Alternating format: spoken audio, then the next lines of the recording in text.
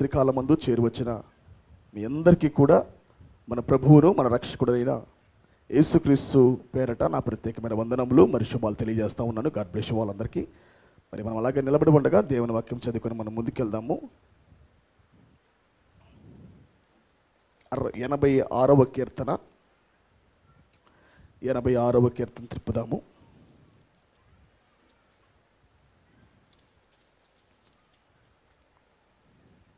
86వ కీర్తన 1 నుండి 11 శరణములు మనం చదువుకుందాం. యెహోవా నేను దీనుడను దరిద్రుడను, యెహోవా నేను దీనుడను దరిద్రుడను, చెవియొగ్గి నాకు ఉత్తరమిమ్ము, చెవియొగ్గి నాకు ఉత్తరమిమ్ము. నేను నీ భక్తుడను, నేను నీ భక్తుడను, నా ప్రాణము కాపాడుము, నా ప్రాణాన్ని కాపాడుము. నా దేవా, నా దేవా నిన్ను నమ్ముకుని ఉన్న నీ సేవకుని రక్షింపుము, నిన్ను నమ్ముకొని ఉన్న నీ సేవకుని రక్షింపుము. ప్రభువా, ప్రభువా దినమెల్లా నీకు మొరపెట్టుచున్నాను, దినమెల్లా నీకు మొరపెట్టుచున్నాను, నన్ను కరుణింపుము, నన్ను కరుణింపుము. ప్రభువా, ప్రభువా నా ప్రాణము నీ వైపునకు ఎత్తుచున్నాను, నీ సేవకుని ప్రాణం సంతోషింపజేయము. ప్రభువా, ప్రభువా నీవు దయాళుడవు, దయాళుడవు, క్షమించుటకు సిద్ధమై మనసు గలవాడవు, సిద్ధమైన మనసు గలవాడవు, నీకు మొరపెట్టు వారందరి ఎడల కృపాతిశయము గలవాడవు. యెహోవా, యెహోవా నా ప్రార్థనకు చెవియొగ్గుము, నా ప్రార్థనలకు చెవియొగ్గుము, నా మనవుల ధ్వని ఆలకింపుము, ఆలకింపుము. నీవు నాకు ఉత్తరం ఇచ్చువాడవు, నీవు నాకు ఉత్తరం ఇచ్చువాడవు గనుక గనుక నా ఆపత్కాలమందు నేను నీకు మొరపెట్టెదను. ప్రభువా, ప్రభువా నీవు మహత్యము గలవాడవు, మహాత్యము గలవాడవు, ఆశ్చర్య కార్యములు చేయువాడవు, నీవే అద్వితీయ దేవుడవు, నీవే అద్వితీయ దేవుడవు. ప్రభువా, ప్రభువా దేవతలలో నీ వంటివాడు లేడు, నీ వంటివాడు దేవతల్లో ఎక్కడనూ లేడు, నీ కార్యములకు సాటి అయిన కార్యములు లేవు లేవు.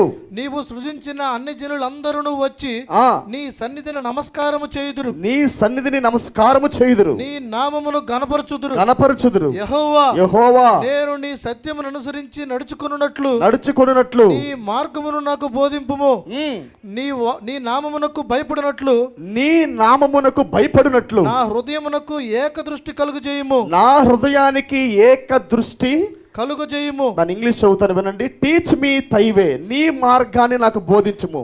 ఓ ప్రభువా, I will walk in thy truth, నీ సత్యములో నేను నడిచెదను. Unite my heart to fear thy name, నీ నామమునకు భయపడినట్లు నా హృదయాన్ని ఐక్యపరచుము. Unite thy heart to fear thy name, నీ నామానికి భయపడినట్లు నా హృదయాన్ని ఐక్యపరచని దావీదు కీర్తనాకారుడు మాట్లాడుతూ ఉన్నాడు. దాని అలాగే మీరు జ్ఞాపకం ఉంచుకొని మరో లేఖన భాగం తేండి. మత్తయి సువార్త 16వ అధ్యాయము, మత్తయి సువార్త 16వ అధ్యాయము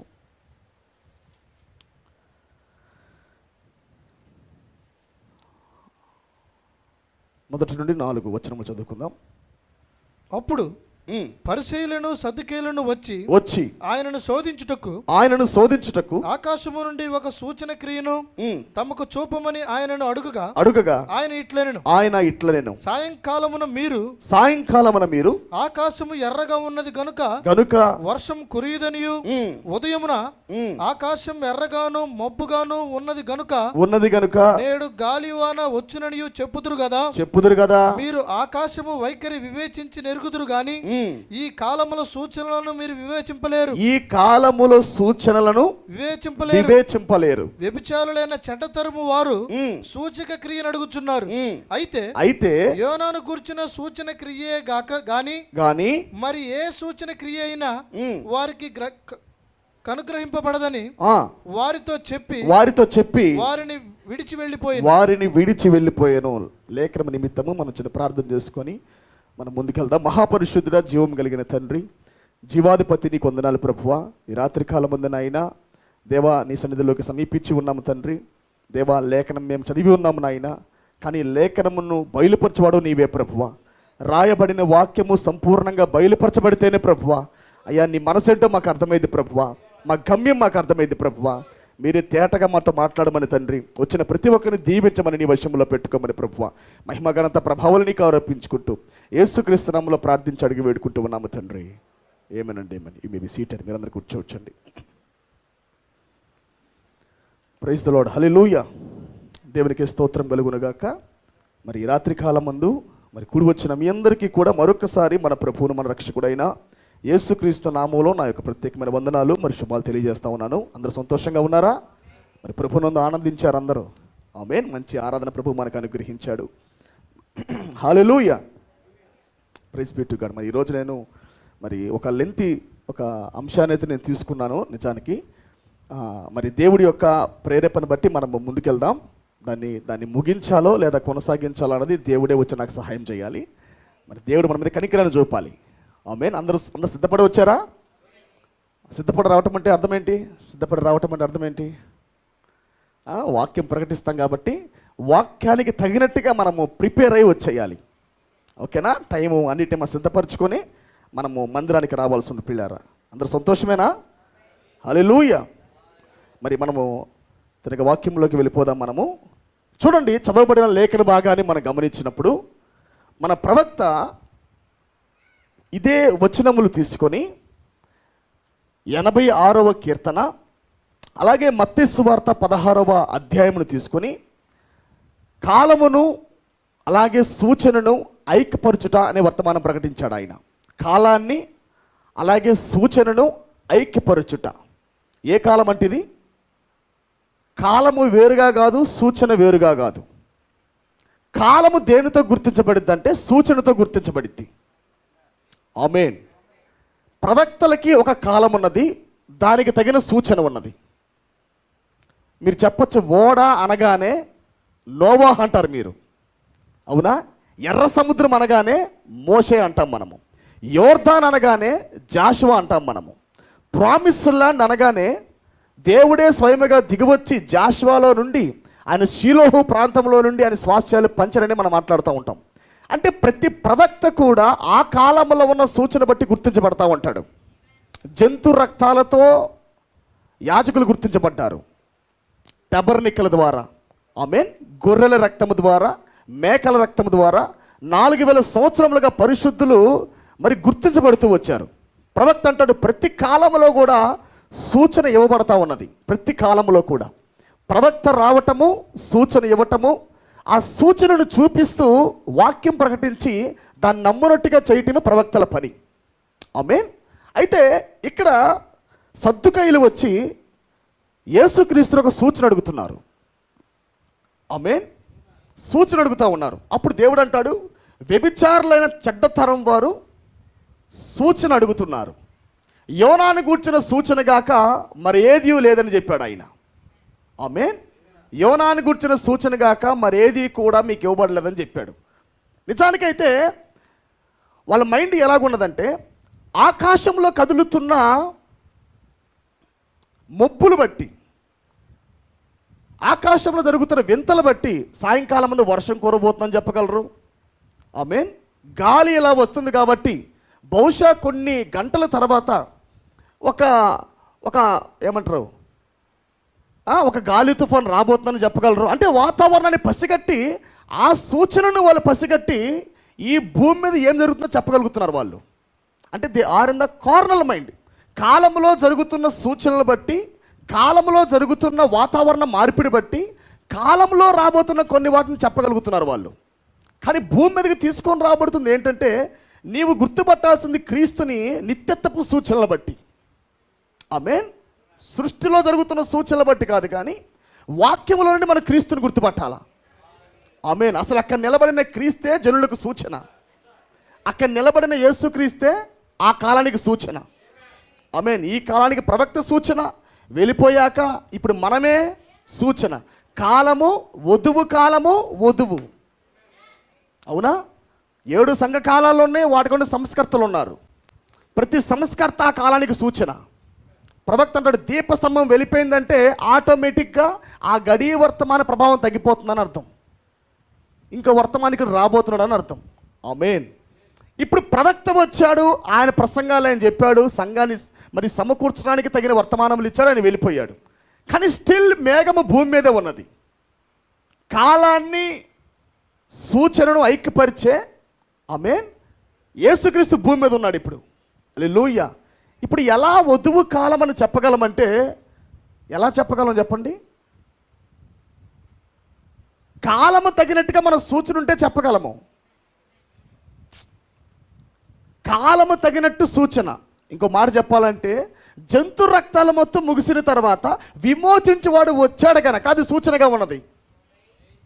అర్థమైందా? కాలానికంటూ సూచన అని మాట్లాడుతుంది ఏంటంటే కాలమునికి వర్తమానం ఉంది, దానికంటూ సూచన ఉన్నది. ఆమేన్. ఇది వధువు కాలము. ఖచ్చితంగా వధువు కాలములో ఉన్న సూచన కూడా ఉన్నది. Praise be to God. మనల్ని బట్టే కాలం ఐక్యపరచబడుతుంది, మనల్ని బట్టే కాలం గుర్తించబడతా ఉన్నది. హల్లెలూయా. ప్రవక్త అంటాడు, పిల్లారా ఈ చివరి దినముల యందు అన్నీ ఐక్యపరచబడతా ఉన్నాయి, ఒక పక్క వధువు కూడా ఐక్యపరచబడతా ఉంది. అండర్ ద వన్ హెడ్, ఒక శిరస్సు కింద క్రీస్తు శరీరములో మనమందరం కూడా ఐక్యపరచబడతా ఉన్నాం. ప్రపంచవ్యాప్తముగా ఉన్న వధువు ఎవరైతే ఎన్నిక చేయబడి ఈ వర్తమానం కొరకు ముందుగా నిర్ణయించబడ్డారో వాళ్ళందరూ కూడా ఒక శిరస్సు కిందకి ఐక్యపరచబడతా ఉన్నారు. మిగతా వాళ్ళందరూ సంఘాల్లో వారికంటూ ఒక పాస్టర్లు వాళ్ళకంటూ ఏదో టవర్స్ కట్టేసుకొని వాళ్ళ ఉద్దేశంలో వాళ్ళు వెళ్తున్నారు. ఆమేన్. ఎవరికి వారు ఒక శిరస్సు కిందకి ఐక్యమవుతుంటే మరొక పక్క క్రీస్తు శిరస్సు కిందకి వధువు ఐక్యపరచబడతా ఉంది. కాబట్టి ఇది సాధారణమైన మార్గము కాదు. ఇది ఈ ఐక్యతలోకి రావటం అనేది సాధారణంగా వచ్చే సులువైన మార్గమేం కాదు ఇది. ఆమేన్. ఎన్నికలో ఉన్నవాడు మాత్రమే వచ్చుటకు దేవుడు నిర్ణయించిన ఇరుకైన మార్గం ఇది. ఆమేన్. మన మార్గములు అందరూ వదిలిపెట్టి వెళ్తూ ఉంటారు. మనం వెళ్ళే కుందికి కొంతమంది లెఫ్ట్ అవుతూ ఉంటారు మన జీవితంలో. కానీ మనం మాత్రం దేవుని బట్టి అడుగులు ముందుకేస్తూనే ఉంటాం. ఎందుకనగా మనకి ముందు ఒక వెలుగు నడుస్తూ ఉన్నది. కొంతమందికి మార్గదర్శి ఆగిపోయాడు, కొంతమందికి ఆగిపోయాడు. కానీ కొంతమందికి మేఘం అనే మార్గదర్శి నడుస్తూనే ఉన్నాడు ముందు. ఈ అంధకార ప్రపంచములో వెలుగుగా ఉన్న మేఘమే వెలుగు మేఘం. అది ఆ వెలుగు మేఘం ప్రజల్లో ఉండి మార్గాన్ని చూపిస్తూ నడిపించుకుంటూ వెళ్తున్నాడు ఆయన. కాబట్టి మునిపెన్నడు వెయ్యని అడుగులు మనం ఇప్పుడు వేస్తూ ఉన్నాం. విశాలమైన మార్గములో కాదు కానీ, అందరూ వెళ్ళిన మార్గములో కాదు కానీ, ఒక ఇరుకైన మార్గములో మన అడుగులు పడతా ఉన్నాయి. ఎవరు ఏమనుకునినా, మనల్ని ఎన్ని మాటలనినా, కానీ మన లోపల ఉన్న మేఘమే మనకు ధైర్యం. అవునా? మన లోపల ఉన్న వెలుగే మన ధైర్యము. ఆయన ఆగిపోతే మనకు భయం వచ్చినట్లే, ఆయన మనకుంటే నిబ్బరం ఉండిద్ది. ఆమేన్. ఇటుపక్క 10,000 మంది పడినా, ఇటుపక్క 1000 మంది కూలినా నేను మాత్రం పడిపోను అన్నాడు ఆయన.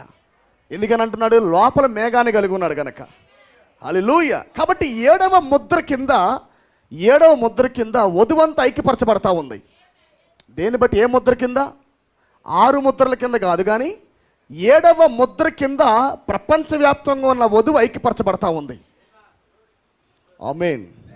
ఏ సీల్ బట్టి? 7th సీల్లో తీసుకొని రాబడిన వాక్యాన్ని బట్టి, 7వ ముద్ర తెరవబడినప్పుడు వచ్చిన వాక్యాన్ని బట్టి ప్రపంచవ్యాప్తంగా ఉన్న వధువు ఆ అదృశ్యమైన అక్షరాన్ని పట్టుకొని, రాయబడని లేఖనములు పట్టుకొని, తెలియబడని భాషను పట్టుకొని, దేవుని యొక్క మనసు వెనక భాగాన్ని పట్టుకొని, ఒక ప్రాంతము 2 ప్రాంతాలు కాదు, ప్రపంచవ్యాప్తముగా ఉన్న ఆమేన్ ఆ సామాన్యమైన వధువు తెగల్లో ఉండొచ్చు, కొండల్లో ఉండొచ్చు, సముద్ర పంచుల్లో ఉండొచ్చు, దీవుల్లో ఉండొచ్చు, ద్వీపాల్లో ఉండొచ్చు, ఎక్కడ ఉన్నా సరే 7వ ముద్ర ప్రయాణం చేస్తూ ఉంది.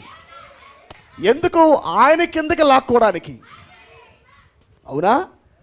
రాజకీయాలు జరుగుతూ ఉన్నాయి ఇప్పుడు. మా పార్టీ అని. నా కింద ఒకరు ఉండాలి, నా కింద ఉండాలి, ఐఆమ్ ద బాస్ అంటే ఒక శిరస్సు కిందకి లాక్కొనుట. ఏదో ఒక కొన్ని పథకాలు ఇచ్చో లేదా కొన్ని మేలులు చేసో ఒక మనిషి కిందకి లాక్కునే టైం ఇది. ఆమేన్. కానీ వధువు దేనికి పడదు. ఏ తల కింద వధువు ఇప్పుడు ఉండదు. ఆమేన్. ఎందుకనగా 7వ ముద్ర ఎవరికైతే తెరవబడినదో వాళ్ళు పాతాళంకి పైగా జీవిస్తారు. ఆమేన్. ప్రతి ఆఫర్కి పైగా జీవిస్తారు, ప్రతి నాయకత్వాలకు పైగా జీవిస్తారు. కేవలం క్రీస్తును మాత్రమే వాళ్ళు వెంబడిస్తారు. వాళ్ళు బై 7 సీల్. అర్థమవుతుంది నా మాటలు మీకు? 6 ముద్రలు సంఘానికి వెళ్ళాయి, కానీ 7వ ముద్ర వధువుకి వెళ్ళింది. 6 ముద్రలు మనల్ని సంఘములో పెట్టాయి, కానీ 7వ ముద్ర నిన్ను శరీరంలో పెట్టింది. బికాస్ 7 సీల్ తెరవబడిన వాడికి వాక్య దేహం ఉన్నది. నా మాటలు మీకు అర్థమవుతున్నాయా? 7వ ముద్ర తెరవబడిన వారికి, 7వ ముద్ర అంటే ఎవరో కాదు, ప్రభుని యేసుక్రీస్తే 7వ ముద్ర. ఎవరికైతే యేసుక్రీస్తు గూర్చిన వ్యక్తిగతమైన ప్రత్యక్షత ఉన్నదో, ఆమేన్. ప్రవక్త అంటాడు వాట్ ఈస్ ద రెవల్యూషన్ అన్నాడు. What is the revolution, what is the meaning of the revolution అంటాడు. అసలు ప్రత్యక్షత అంటే అర్థం ఏంటి అన్నాడు. What is the meaning, what is the definition of the revolution అని అంటాడు.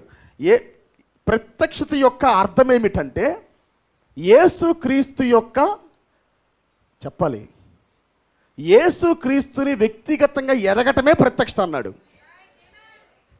అవునా? యేసుక్రీస్తు అందరికీ తెలుసు, కానీ ప్రత్యక్షత గుండా తెలియదు. మరీ కొడుకని తెలుసు, యోసేపు కొడుకని తెలుసు. ఆమేన్. యేసుక్రీస్తు అనే దేవుడు అందరికీ తెలుసు, కానీ ప్రత్యక్షత గుండా ఆయన ఎవరో తెలియదు. ఆమేన్. అందుకే ఆయన అంటాడు నన్ను ఎరగాలంటే మీకు బయలుపాటు కావాలన్నాడు. వెలుపల ఉండేవాళ్ళు పొరపాటున లోపలికి వచ్చి మారు మనసు పొంది రక్షించబడతారేమోనని ఆయన మర్మయుక్తంగా వాక్యాన్ని ప్రసంగించేవాడంట. కానీ ఎన్నికల్లో ఉన్న విత్తనానికి మాత్రం లోపల ఎక్కడో ఇది నా భోజనం లాగే ఉన్నదే, మునిపెన్నడు వినని సంగతులు నా చెవిలో పడుతున్నాయే, ఆమెకు అది అర్థమైంది ప్రియులారా. అంతే కదా? ఆమె మరి ఖచ్చితంగా దేవుడు 7వ ముద్ర కిందే పనిచేస్తున్నాడు. కొంతమంది అయితే అసలు 7వ ముద్ర తెరవబడిందా బ్రదర్ అంటున్నారు. చాలా ఆశ్చర్యం వేసింది నాకు. నిన్న ఒక సహోదరుడితో మేము కూర్చొని మాట్లాడినప్పుడు, బ్రదరు అసలు 7వ ముద్ర తెరవబడిందా అంటున్నాడు. 7వ ముద్ర ప్రవక్త విప్పాడా అంటున్నారు. 7వ ముద్ర ప్రవక్త విప్పకుండా, 7వ ముద్ర నీకు తెరవబడకుండా అసలు యేసుక్రీస్తు అంటే నీకేం తెలుసు? నీకు ప్రవక్త తెలుసు, ప్రవక్త తెలుసు, కానీ నీకు యేసుక్రీస్తు తెలియదు. అపోస్తలుడైన పౌలు అంట భూమి మీదకి వచ్చినప్పుడు, అంటే దేవుని కలుసుకున్నప్పుడు, దమస్కు మార్గంలో కలుసుకున్నప్పుడు వాళ్ళందరూ అంట చరిత్ర, ధర్మశాస్త్రం గురించి మాట్లాడుతున్నారంట. పైనున్న దేవుడి గురించి, మా దేవుడు పైగా ఉండేవాడు అని చెప్పి దాని చరిత్ర మాట్లాడుతున్నారంట. అలాగనే ఆయనతో ఉన్నప్పుడు, అంటే పైనున్న దేవుడు, తో ఉన్న దేవుడు, మనతో ఉన్న దేవుడు, మనతో ఉన్నప్పుడు జరిగిన అనుభవాలు కూడా మాట్లాడుకుంటూ ఉన్నారంట. ఆయన చేపలు ఇచ్చాడు, రొట్టెలు ఇచ్చాడు, రోగులు స్వస్థపరిచాడు, వివేచించాడు, మంచివాడు, గొప్పవాడు, అద్భుతాలు చేయవాడు, ధనవంతులుగా మార్చువాడు, దరిద్రాన్ని వెళ్ళగొట్టేవాడు, శాపాన్ని తొలగించేవాడు, మన దేవుడు అద్భుతకరుడని మాట్లాడుతున్నారంట. కానీ ప్రవక్త అంటాడు డైరెక్ట్గా పౌలు కలుసుకోవటమే లో ఉన్నప్పుడు కలుసుకున్నాడంట. ఎక్కడ కలుసుకున్నాడంట? పైన కాదు, తో కాదు, పైనున్నవాడు, ఇమ్మానుయేలుగా మన తోడున్నవాడు, పరిశుద్ధాత్మగా మనలో ఉండువాడు, మనలో ఉండువాడు పరిచర్యలో పౌలు దేవుని కలుసుకున్నాడంట. కలుసుకొని వచ్చినప్పుడు వీళ్ళందరూ అక్కడ నిలబడి మాట్లాడుతున్నప్పుడు, ఇదిగో దేవుడు ఇక్కడ రొట్టెలు, ఈ ప్రాంతమే రొట్టెలు పంచింది, ఈ ప్రాంతమే దేవుడు చేపలు ఇచ్చింది, ఈ ప్రాంతమే ఆయన సముద్రం మీద నడిచింది అని మాట్లాడుతున్నాడు. పౌలు అంటున్నాడంట ఆయన ప్రధాన యాజకుడు అన్నాడంట. ఆమేన్. ఆయన మన కొరకు తన సొంత రక్తాన్ని పట్టుకొని ఆయన పరలోకం వెళ్ళాడని చెప్పాడంట. ఆయన మన కడపటి ఆదాం అన్నాడంట. నేను అంటాను యేసుక్రీస్తే ఆయన మారలా, కానీ ఆయనలో ఛాంబర్లు మారిని. అంటే ఒక వ్యక్తి దేవుని కలుసుకునే విధానం బట్టి ఉంది వర్తమానము నీ జీవితము. నువ్వెంతగా యేసును చూస్తావో నీకు అంతగానే కనపడతాడు. ఆమేన్. కానీ దేవుని లోపలికి రావాలా, అది 7th సీల్. అంటే వ్యక్తిగతంగా 7వ ముద్ర పగిలితే ఆ గడి ప్రత్యక్షత నీకు అర్థమైంది. అందుకే దయ్యం అంట పౌలు నోటినే మోస్తుందంట. అందుకే పౌలు అంటాడు ఓ పరిశుద్ధులారా నాకు వాక్కు శక్తి వచ్చులాగానే ప్రార్థించమని చెప్పాడు ఆయన. వాక్కు శక్తి ఏంటి మరలా? నేను వాక్ చాతుర్యంతో రాలేదంటాడు. అదే ప్రవక్త ఏమన్నాడు అపోస్తలుడైన పౌలు? వాక్కు శక్తి నాకు రావాలంటాడు. ప్రభువా నాకు వాక్కు శక్తి దయచేయి అంటాడు. అంటే ఏంటి? ఆమేన్. ఎక్కడ ప్రభు నా బూర స్పష్టంగా వెళ్ళకుండా ఉండకూడదు. నేను ప్రకటిస్తున్న వాక్యం స్పష్టంగా శక్తివంతంగా ప్రజలకు వెళ్ళాలా. అది ఆత్మయు జీవాన్ని కలిగి ఉంది. అది ఆ ఆత్మయు జీవం కలిగిన వాక్యం మనుషుల్లోకి వెళ్ళినప్పుడు అది ఎక్కడికి లాగిద్ది? అది అందుకే ప్రవక్త గురించి ఇప్పుడు కూడా ప్రవక్త వేటకెళ్ళాడు, ప్రవక్త అరణ్యంలో వేటకెళ్ళాడు, ఆయన హంటింగ్ ట్రిప్పులు చేశాడు. పలానా స్టోరీలు అర్థమవుతా మీకు? ప్రవక్తతో ఉన్న స్టోరీలు అవి. మెసేజ్లో మనం లేకపోయినా ప్రవక్తతో తిరిగి చెప్పిన స్టోరీలు మనం తీసుకుంటూ ఉంటాం. ప్రవక్తతో తిరిగిన వాళ్ళు చెప్పారు మనకి. ఇది ఆయన అంట వేటలో తిరిగినప్పుడు, వేటలో ఉన్నప్పుడు ఇలా మాట్లాడాడంట, ఇలా చేశాడంట, ఇలా కొట్టాడంట, ఇలా గన్ను పెట్టాడంట. ఏమేన్ అది తో తో తో తో అది దేవుడు నీతో జరిగిన పరిచర్య. నేను అంటున్నా, మీకు అర్థమవుతుందా? దేవుడు 3 డిస్పెన్సేషన్స్లో ఉన్నాడు. అది కాలాలు కాదు, నీలో. ఆయన కాలాలుగా తండ్రి కాలంలో పైన ఉన్నాడు, కుమార్ కాలంలో తోడున్నాడు, పరిశుద్ధాత్మ కాలంలో లోపల ఉన్నాడు. నేను అంటాను, ప్రత్యేకముగా ప్రతి ఒక్కరి వ్యక్తి జీవితంలో దేవుడి 3 కోణములుగా ఉన్నాడు. నీకు పైన ఉంటాడు, అది ధర్మశాస్త్రం. స్ట్రిక్ట్గా ఉంటావు, మీసాలు గీసాలు తీసేసి ఇన్షర్ట్ చేసేసుకొని కప్స్ పెట్టేసుకొని నీట్గా ఉంటావు నీవు. మెసేజ్ ధర్మశాస్త్రం, సిఓడి కండక్ట్ ఆర్డర్ డాక్ట్రిన్. 9 గంటలకు ప్రార్థనకు వచ్చేయాలా, 1 గంటకు వెళ్ళిపోవాలా, 45 నిమిషాలే ప్రసంగం. ప్రవక్త నాడు గంట సేవే ప్రసంగం చెప్పాలి, మిగతా అంతకన్నా చెప్పకూడదు. సిఓడి ఇక్కడ వరకు ఉండాలి, లిఫ్టిక్లు పెట్టాలి, కండ్రెప్పలు మనం కట్ చేయకూడదు, మనం ఇయ్యకూడదు సంథింగ్. దేవుడు ఎక్కడున్నాడు? పైగా ఉన్నితో పనిచేస్తున్నాడు ఆయన. అంటే స్టిల్ ధర్మశాస్త్రము ఇప్పటికీ వర్క్ చేస్తూనే ఉన్నది. రెండవ పోర్షన్ ఏంటంటే, అక్కడ కొద్దిగా దాటి దేవుడు మనతో వచ్చిన పోర్షన్ ఒకటి ఉన్నది. ఇదేంటంటే ఇంకొద్దిగా సాక్ష్యాల్లోకి వెళ్ళుట. Like a newspaper testimonies, మత్తయి, మార్కు, లూకా, న్యూస్ పేపర్స్. దేవుడు పలాన్ని అక్కడ చేశాడు, ప్రవక్త ఇక్కడ చేశాడు, ప్రవక్త అక్కడ చేశాడు, పలాని కోడు, ఈ కోడు, ఆ కోడు, అది ఇది. ఇదంతా ఏంటంటే హిస్టరీని తెలుసుకొని చెప్పుట. దేవుడు మా జీవితంలో ఇవి చేశాడని చెప్పేది కాదు. దేవుడు మా జీవితంలో దీనిని చేశాడని చెప్పేది కాదు, కానీ ప్రవక్త చేశాడు, ప్రవక్త యేసుక్రీస్తు ఇది చెప్పుట. ఆమేన్. కానీ లో ఏంటంటే, పౌలు రాగానే దేవుడు చేసింది చెప్పలా. మీరు చూడండి, పౌలు ఎప్పుడైతే రంగం మీదకి వచ్చాడో దేవుడు పలాని చేశాడని చెప్పలా. చరిత్రలోకి వెళ్ళి మరలా దేవుడి కార్యాలు చెప్పట్లేదు ఆయన. ఆమేన్. ఇప్పుడు ఆయన ద్వారా దేవుని చూపిస్తా ఉన్నాడు ఆయన. అర్థమైందా? మీలో ఉన్న దేవుని పరిచర్య ఇది. ఆమేన్. మనలోకి వచ్చిన దేవుని పరిచర్య ఇది. కాబట్టి వర్తమానంలో 3 పోర్షన్లు ఉన్నాయి, 3 భాగాలు ఉన్నాయి, 3 ఈడ్పులు ఉన్నాయి. ఆమేన్. ఈ 3వ ఈడ్పే మనిషి రియాలిటీ పట్టుకుంటాడు. అదే 7th సీల్ అంటే. ఇప్పుడు దేన్ని బట్టి సంఘం ఐక్యపరచబడతా ఉంది? వధువు దేనిని బట్టి ఐక్యపరచబడతా ఉంది చెప్పాలి. 7వ ముద్రను బట్టి ఇప్పుడు వధువు ఆయన కిందకి ఐక్యపరచబడతా ఉంది. హల్లెలూయా. బాంబ్ బ్లాస్ట్ లాస్ట్ టైం నేను చెప్పాను, ఎఫెక్ట్ తగులుతూ ఉన్నాయి. 7 సీల్ ఎఫెక్ట్లు అనమాట. 7వ ముద్ర వచ్చిందంటే మౌనంగా ఉండదు. అది నీ హృదయాన్ని పేల్చిద్ది, అది హృదయాన్ని మండిచ్చిద్ది, అది నీ నేత్రాలు తెరిచిద్ది అది. సాధారణంగా రాత్రికాల పూట నీకు నిద్ర వస్తుందంటే నీకు పగల్లా ముద్ర. హృదయంలో నీ ముద్ర పగిలితే హృదయం మండిద్ది. 7 సీల్ అనేది సాధారణమైనది కాదు. ఎన్నిక చేయబడిన వాడికి మాత్రమే తెరుస్తున్న ముద్ర, ఆయన కలిగి ఉన్న వ్యక్తిగత ముద్ర అది. Glory be to God.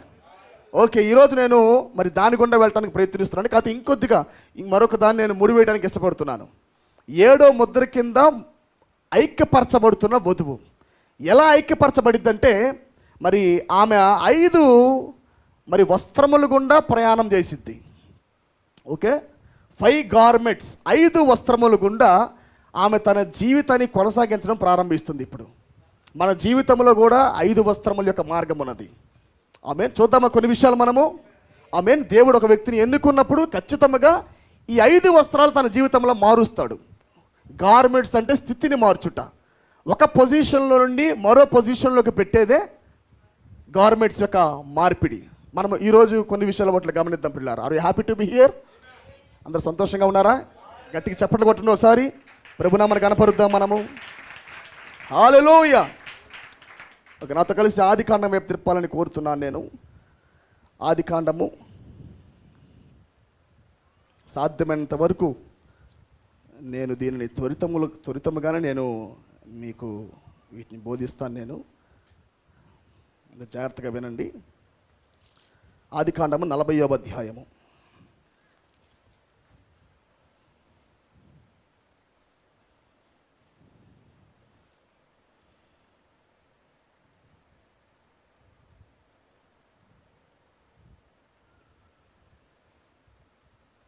మొదటి నుండి చదవండి. అటు పిమ్మట ఐగుప్తు రాజు యొక్క పానదాయకుడును భక్షకారుడును తమ ప్రభువైన ఐగుప్తు రాజు ఎడల తప్పు చేసిరి గనుక ఫరో పానదాయకుల అధిపతి భక్ష్యకారుల అధిపతినైన తన ఇద్దరు ఉద్యోగస్తుల మీద కోపపడి వారిని చెరసాలలో నుంచుటకై రాజ సంరక్షక సేనాధిపతిగా అప్పగించెను. అది యోసేపు బంధింపబడిన స్థలము. ఆ సేనాధిపతి వారిని యోసేపు వశము చేయగా అతడు వారికి ఉపచారము చేసెను. వారు కొన్ని దినములు కావలిలో నుండిన తరువాత వారిద్దరు అనగా చెరసాలలో బంధింపబడిన ఐగుప్తు రాజు యొక్క పానదాయకుడును భక్ష్యకారుడును ఒక్కటే రాత్రి యందు కలలు కనిరి. రాత్రి యందు ఒకేసారి వాళ్ళిద్దరు కలలు కన్నారు. మనకు తెలుసు యోసేపు చిన్నప్పటి నుండే కలలు కనువాడు. ఆ వరం అనేది పుట్టుకతోనే పెట్టబడింది. అది ఆమేన్. చిన్నప్పటి నుంచే వరము కలిగే యోసేపు పుట్టాడు. లాస్ట్ టైం ఒక వర్తమానం నేను ప్రకటిస్తూ కూడా చెప్పాను. కొన్ని విషయాలు ఏం చెప్పానంటే, యోసేపు కనిన కలలకు అనువాదములు కూడా ఇవ్వబడ్డాయి. ఎవరి ద్వారా? సహోదరుల ద్వారా అనువాదము ఇదివరకే ఇవ్వబడినది. అతను ఏమవుతున్నాడో అన్నది అనువాదము ఆల్రెడీ ఇచ్చేశారు వాళ్ళు. ఆమేన్. అంటే యోసేపు చిన్నప్పటి నుంచే కలలు కనువాడు. ప్రొఫెట్ అంటాడు, యోసేపు ఒక ప్రవక్త అయి ఉన్నాడు, అతను దర్శనములు చూడువాడు అన్నాడు. అతను కేవలం కలలు మాత్రమే కాదు కానీ యోసేపు దర్శనాలు చూసేవాడు, యోసేపు జరగబోయేది చెప్పువాడు. ఆమేన్. ప్రవక్త అంటే దీర్ఘదర్శి, జరగబోయేది చెప్పువాడు ప్రవక్త అయి ఉన్నాడు. ఆమేన్. యోసేపు ఎవరండి? Joseph is one of the prophet. యోసేపు కూడా ఒక ప్రవక్త అయి ఉన్నాడు ఆయన. చూడండి, దీంట్లోకి వెళ్ళడానికి మునుపు మనకు తెలిసిన స్టోరీ కొద్దిగా మనం మాట్లాడుకొని వెళ్దాం యోసేపు గురించి. యోసేపు రాహేలుకి పుట్టిన మొట్టమొదటి జ్యేష్ఠుడు. యాకోబు చేత, తన తండ్రి చేత బాగా ప్రేమించబడిన వాడు యోసేపు. ఆమేన్. ఈ యోసేపులో ఉన్న యునైటింగ్ని, యోసేపులో ఉన్న ఆ ఒక అభిషేకాన్ని, ఆ వరాన్ని గుర్తుపట్టిన వాడై ఈ యాకోబు అందరికి పైగా తనకు పుట్టిన పిల్లలందరికీ కాకుండా ఒక ప్రత్యేకమైన అంగీని, ఒక విచిత్రమైన అంగీని యోసేపు కొరకు వాళ్ళ నాన్నగారని యాకోబు కుట్టించడం జరిగింది. కుట్టించి ఆ నిలువుటంగీని, ఆ విచిత్రమైన ఆ ఒక గార్మెంట్, ఆ వస్త్రాలను యోసేపుకి యాకోబు వేశాడు. ఎప్పుడైతే ఈ వస్త్రం వాళ్ళు చూశారో వాళ్ళ అన్నలందరికీ కూడా ఏం జరుగుతుందని ఈర్ష్యపడుతూ ఉన్నది. లోపల అసూయ ప్రారంభించబడింది. ఏంటి, మాకందరికీ లేని వస్త్రం వీడికి ఎందుకు పడింది, మాకందరికీ లేని ఈ వస్త్రము వీడికే ఎందుకు వచ్చింది, అది అయినా మా నాన్నగారికి మేము పెద్దవాళ్ళం కదా, మా మీద లేని ప్రేమ వీడి మీద ఎందుకు పుట్టింది అని వాళ్ళకి బాగా కోపం వచ్చి ఎలాగైనా వీడిని చంపదామని ప్రయత్నపడ్డారు. ఆమేన్. ఎలాగైనా నేను చంపేయాలనుకున్నారు. అనుకున్నప్పుడు ఒకసారి వాళ్ళ కొరకు ఆహారం తీసుకొని వెళ్తున్నప్పుడు, ఇదిగో నే కలలు కనవాడు వస్తున్నాడు, ఇదిగో దర్శనాలు చూసేవాడు వస్తున్నాడు, అదిగో నాన్న చేత ప్రేమించబడిన వాడు వస్తున్నాడు అని అందరూ ఒకసారిగా మాట్లాడుకొని మూకమ్మటిగా దాడి చేసి, ఆమేన్, మూకమ్మటిగా దాడి చేసి అక్కడ యోసేపుని ఏం చేశాడని గొంతులో వేయటం జరిగింది. మనం చూసాము. ఆ తర్వాత యోసేపు పైన వస్త్రాన్ని తీసుకొని వచ్చి, ఆమేన్, ఒక రక్తం అక్కడ ఆపాదించి, నిజానికి ఏ క్రూరముఖము కూడా యోసేపుని చంపల. మీకు అందరూ తెలుసు కాబట్టి నేను కొద్దిగా ఫాస్ట్గా వెళ్తున్నాను దాని గురించి. నిజానికి ఎవ్వరూ కూడా యోసేపుని చంపల. కానీ వాళ్ళు ఏం చేశారు, ఆ వస్త్రాన్ని తీసివేసి ఆ వస్త్రానికి ఏదో ఒక గొర్రె ఒక మేక వధించి ఆ రక్తం తీసుకొచ్చి ఆ వస్త్రానికి జల్లారు ఇట్లా. ఆమేన్. ఆ వస్త్రానికి రక్తం ఆపాదించి ఎక్కడ తీసుకొచ్చారు? వాళ్ళ నాన్నగారి దగ్గర తీసుకొచ్చారు. వాళ్ళ నాన్నగారు దాన్ని చూసి, ఇదిగో నానా, యోసేపు మరణించాడు, మా దగ్గరికి వస్తుండగా ఒక క్రూరముఖం వచ్చి యోసేపుని చంపేసింది, యోసేపు మరణించాడు, అడవి మృగాలు చంపేసినాయని చెప్పినప్పుడు, కానీ యాకోబుకి మాత్రం పరిపూర్ణంగా నమ్మకం లేదు. కానీ నా ప్రియమైన వాడు మరణించాడు ఏంటా అన్న బాధలో యాకోబు ఏడుస్తూ ఉంటాడు, మొరపెడతా ఉంటాడు. హల్లెలూయా. ఆమేన్. అసలు ఎందుకొరకు వీళ్ళకి మధ్యలో ప్రాబ్లం వచ్చిందంటే వస్త్రాన్ని బట్టే ప్రాబ్లం వచ్చింది. ఆమేన్. 7 రంగుల వస్త్రాన్ని బట్టే ప్రాబ్లం, రెయిన్బో రివైవల్ బట్టే ప్రాబ్లం. ఆమేన్. ఏ భౌతికమైన తగాదులు అక్కడ వాళ్ళకి జరగల. యాకోబు ఆస్తులేం పంచల. ఆస్తి విషయంలో తగాదు కాదు, పిల్లల విషయంలో తగాదలు కాదు, లేదా గొర్రె మేకల విషయంలో తగాదలు కాదు. ఆమేన్. మీరు చూడొచ్చు, అబ్రహాముకి లోతుకి వచ్చిన గొడవ ఏంటి? ప్రత్యక్షత కాదు, లోతు మంద కాపరులకు అబ్రహాం మంద కాపరుల మధ్య గొడవ జరిగింది. అది ఫిజికల్ ఫైట్. అది అది భౌతికపరమైన యుద్ధం, అది ఆమేన్. భౌతికపరమైన గొడవలు అవి. ఈ భౌతికపరమైన గొడవల కారణంగా లోతు అబ్రహాం వదిలిపెట్టి సొదొమ గొమొర్రా పట్టణానికి వెళ్ళిపోయాడు. ఆమేన్. కానీ ఇక్కడ మనం గమనించినప్పుడు ఇక్కడ యుద్ధం జరుగుతుంది, బ్యాటిల్ జరుగుతుంది. వాళ్ళు ఈర్ష పండుతుంది దేని కొరకంటే భౌతికపరమైన విషయాల గురించి కాదు, కానీ ఆత్మ సంబంధమైన విషయాల గురించి వాళ్ళు తగాదలు పడతా ఉన్నారు. ఆమేన్. ఈ యాకోబులో ఉన్న అదే వస్త్రము యోసేపులో పడింది. అబ్రహాము దేవుడిగా, ఇస్సాకు దేవుడిగా, యాకోబు దేవుడిగా ఉన్న అదే రివైవల్, అదే రెయిన్బో కోటు, ఆమేన్, అది పాస్ చేయబడతా ఉంది. హల్లెలూయా. ఆ జ్యేష్ఠ హక్కు, ఆ జన్మ హక్కు, ఆమేన్, అది పాస్ చేయబడుతూ యాకోబు దాన్ని తీసుకొచ్చి జోసెఫ్ మీద వేశాడు. ఇక్కడ స్టార్ట్ అయింది పెద్ద గొడవ. అయితే ఆ తర్వాత వాళ్ళు ఆ వస్త్రాన్ని తీయటం జరిగింది, మనం దాన్ని చూసాము. తీసేసిన తర్వాత వాళ్ళు గుంతలో వేసినప్పుడు ఇష్మాయిల్కైనా ఐగుప్తి వాడైనా ఇష్మాయిల్కి ఆ వ్యక్తిని అమ్మేస్తారు, యోసేపుని. ఆమేన్. ఇక్కడ జాగ్రత్త గమనించిన పిల్లారా, మొట్టమొదటిసారిగా ఒక వస్త్రాన్ని తండ్రి ద్వారా యోసేపు పొందాడు. దీని ద్వారానే గొడవలు వచ్చినాయి. ఓకేనా? కళల ద్వారా గొడవ వచ్చింది. రెండోది వస్త్రం ద్వారా గొడవ వచ్చింది. లోపలున్న వరము, లోపలున్న అభిషేకము, అలాగనే ఆమేన్, ఆ అభిషేకాన్ని గుర్తించి వేసిన వస్త్రాన్ని బట్టి గొడవ. Hallelujah. Praise be to God. ఇవ్వబడిన అభిషేకాన్ని, వస్త్రాన్ని లాగుదామని ప్రయత్నించి, ఎలాగైనా వీని చంపుదామని ప్రయత్నించి, తండ్రి ద్వారా ప్రేమించబడి వేయబడిన వస్త్రాన్ని వాళ్ళు లాగేశారు. వాళ్ళు లాగేసి గుంతలో వేసిన తర్వాత ఇష్మాయిలుడు వచ్చి దానికి అమ్మటం బట్టి ఇష్మాయిలుడు తీసుకొని వెళ్ళిపోతాడు అక్కడ నుంచి. ఆమేన్. గమనించండి, ఇక్కడ తండ్రి ద్వారా ఇవ్వబడిన ఒక ప్రాముఖ్యమైన వస్త్రము, ఒక అభిషేకంతో కొన్న వస్త్రం ఇక్కడ యోసేపు కోల్పోయాడు. ఆమేన్. వినాలి నా మాటలు. మొదటి వస్త్రాన్ని ఇక్కడ జోసెఫ్ కోల్పోతాడు. ఇక్కడ కోల్పోయిన తర్వాత మరలా ఒక సాధారణమైన వ్యక్తిగా, ఒక నామినల్ వ్యక్తిగా, ఒక సాధారణమైన వ్యక్తిగా ఆ వ్యక్తి అమ్మబడి ఐగుప్తు దేశానికి వెళ్ళిపోతాడు. వెళ్ళిన తర్వాత ఒక పోతీఫర్ కింద ఒక బానిసగా అతను ఒక పనికి జాయిన్ అవుతాడు. వినాలన్నమాట. ఒక వ్యక్తిలో 7వ ముద్ర పనిచేస్తున్నప్పుడు కుమారుడు స్థానములో నుండి ఒక వ్యక్తి పుత్ర స్వీకారానికి వెళ్ళాలంటే ఖచ్చితంగా ఈ 5 వస్త్రాలు మార్పిడి జరగాల. దేవుడు ఎందుకు నీకు వాక్య దేహాన్ని బైపాస్ చేశాడంటే దీనికోసమే. ఆమేన్. ఎందుకు మనం వాక్య దేహాన్ని దాటి వచ్చామంటే, 7 రంగుల వస్త్రాన్ని దాటి వచ్చామంటే, ఆమేన్, కుమారుడుగా ఉంటే సరిపోదు, కానీ కుమారుడు పరీక్షించబడి, కుమారుడు భూమి మీదకి తీసుకొని రాబడిందే పరీక్షించబడి వాక్యముగా మార్చబడి నేను దేవుని కుమారుణ్ణి అని రుజువుపరచుకోవడానికి వచ్చాము మనము. అవునా? హల్లెలూయా. ఈ రుజువుపరచుకొని స్థానంలోకి వెళితేనే అది పుత్ర స్వీకారము. ఆమేన్. మనం అనుకోవచ్చు మన కొడుకు పుట్టగానే కొడుకు కొడుకు కొడుకు అనుకోవచ్చు. బిబ్లికల్ అలా కాదు. కొడుకు పుట్టినా కొడుకు ఎలా అవుతాడంటే వాడు స్థానంలోకి వస్తే కొడుకు అవుతాడు. కుమారుడు వేరు, వారసుడు వేరు. తాను కుమారుడయ్యుండి తాను పొందిన శ్రమల ద్వారా విధేయతను నేర్చుకొని నన్నుంది. అంటే కుమారుడుగా పుట్టినప్పటికీ ఆ కుమారుడు విధేయత గుండా వెళ్ళాలంటే మొదటగా శ్రమలు రావాలా? అవునా కాదండి? ఆ కుమారుడు పుత్ర స్వీకారంలోకి వెళ్ళాలంటే దానికి ముందు అనేక శ్రమలు ఆ వ్యక్తి ఎదుర్కోవాల్సి ఉంది అతను. Praise be to God. కాబట్టి అందుకే మన జీవితాల్లో ప్రభువు ఇలాంటి అనుమతిస్తూ ఉంటాడు. చాలా కఠినమైన మార్గాలు అనుమతిస్తాడు. ఎవరికి చెప్పుకోలేని కొన్ని విషయాలు దేవుడు మనకు అనుమతిస్తాడు.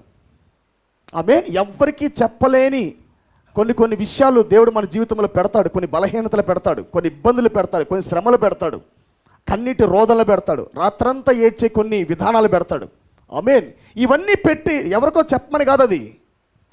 ఇది ఎందుకొరకంటే నువ్వు కుమారుగా పుట్టావు, నీకు వాక్యదేహం ఉంది, నీకు రుజువుపరిచాడు, నీకు వాక్యం తెరిచాడు. యాస్ నేను దేవుని కుమారుని చూసుకున్నావు. నీవు ఇక్కడతో అయిపోలా, ఎలక్షన్తో అయిపోలా. ఒక వ్యక్తిని దేవుడు ఎన్నుకున్న తర్వాత, కుమారుగా పిలిచిన తర్వాత అక్కడితో అయిపోలే, అక్కడితో స్టార్ట్ అయింది. ఎన్నికతో యాత్ర ప్రారంభించబడింది, పిలుపుతో యాత్ర ప్రారంభించబడింది. ఇక్కడి నుంచి ఉంటాయి మలుపులు, ఇక్కడి నుంచి ఉంటాయి వస్త్రం యొక్క మార్పిడులు, ఇక్కడి నుంచి ఉంటాయి లోయల గుండా వెళ్ళే ప్రయాణం మాట్లాడుతూ. హల్లెలూయా. అర్థమైంది నా మాట మీకు? లోయల గుండా వెళ్ళే ప్రయాణం ఎప్పుడు ప్రారంభించబడుతుంది? కుమారుడిగా పిలువబడిన తర్వాత, ఎన్నిక చేయబడిన తర్వాత మన ప్రయాణం ఉంది ప్రియులారా. హల్లెలూయా. ఎన్నికలో లేనివాడు, పిలుపులో లేనివాడు, అసలు ముందు తన పేరు తన గ్రంథంలో చూసుకొని వాడు, వస్త్రాన్ని పొందని వాడు సాధారణంగానే ఉంటాడు. భౌతిక ఆశీర్వాదాలు పొందుకొని చక్కగా దీవించబడతాడు. Physical blessing is enough to me అంటాడు. నాకు చాలు, నాకు భౌతికంగా నేను దీవించబడ్డాను, ఆశీర్వదించబడ్డాను చాలు అనుకుని అక్కడే ఉండిపోతాడు. దాంట్లోనే మళ్ళీ దేవుని చూస్తాడు. ఏమీ లేకుండా అన్నీ పొందుకొని నేను దేవుని కలిగి ఉన్నాననే భ్రమలో ఉంటారు వాళ్ళు. కానీ నిజంగా ఒక వ్యక్తిని దేవుడు ప్రేమిస్తే ఆ వ్యక్తికి దేవుడిచ్చేది పుత్ర స్వీకారము, అధికారము, అథారిటీ. హల్లెలూయా.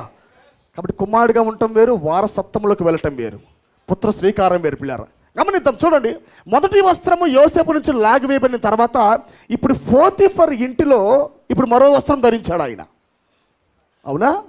ఒక బానిస వస్త్రాలు వేయబడ్డాయి ఇప్పుడు ఎవరికి? యోసేపుకి. స్థానం మారింది. ఇక్కడ బానిస స్థానంలోకి వెళ్ళాడు. ఇప్పుడు బానిసగా ఉండి తల్లిని తండ్రిని వదిలిపెట్టి, దేశాన్ని వదిలిపెట్టి, అన్నదమ్ముల చేత త్రోసివేయబడి ఒక రిజెక్టెడ్ మ్యాన్గా, అందరి చేత త్రోసివేయబడిన వ్యక్తిగా, ఒంటరిగా ఒక వ్యక్తి అక్కడ ఆ దేశంలో ఉన్నాడు. ఆమేన్. కానీ స్టిల్ ఎనాయింటింగ్ పనిచేస్తానే ఉంది, ఎన్నిక పనిచేస్తానే ఉంది. వినాలి, వాక్యదేహం వదిలిపెట్టి వచ్చినప్పటికీ దేవుని కుమారులు ఎన్నటికీ పాపము చెయ్యరు. ప్రవక్త అంటాడు, నీవు పాపము చేసింది శరీరములో అన్నాడు, బట్ నాట్ యువర్ సోల్ అన్నాడు. నీవు నీ ప్రాణములో పాపము చేయలా, నీ ప్రాణము దేవుళ్ళో దాచిపెట్టబడి ఉన్నది. Your soul is anchor to the Christ of God. దేవుని యొక్క మరి క్రీస్తు యొక్క జీవములో నీ జీవము అతకబడి ఉన్నది, భాగమై ఉన్నది. కాబట్టి ప్రవక్త అంటాడు, యోహాను మాట్లాడుతుంది శరీరం గురించి కాదు, కానీ యోహాను మాట్లాడుతుంది ప్రాణం గురించి అన్నాడు ఆయన. ప్రాణము ఏమాత్రం పాపము చేయలేదని చెప్పాడు.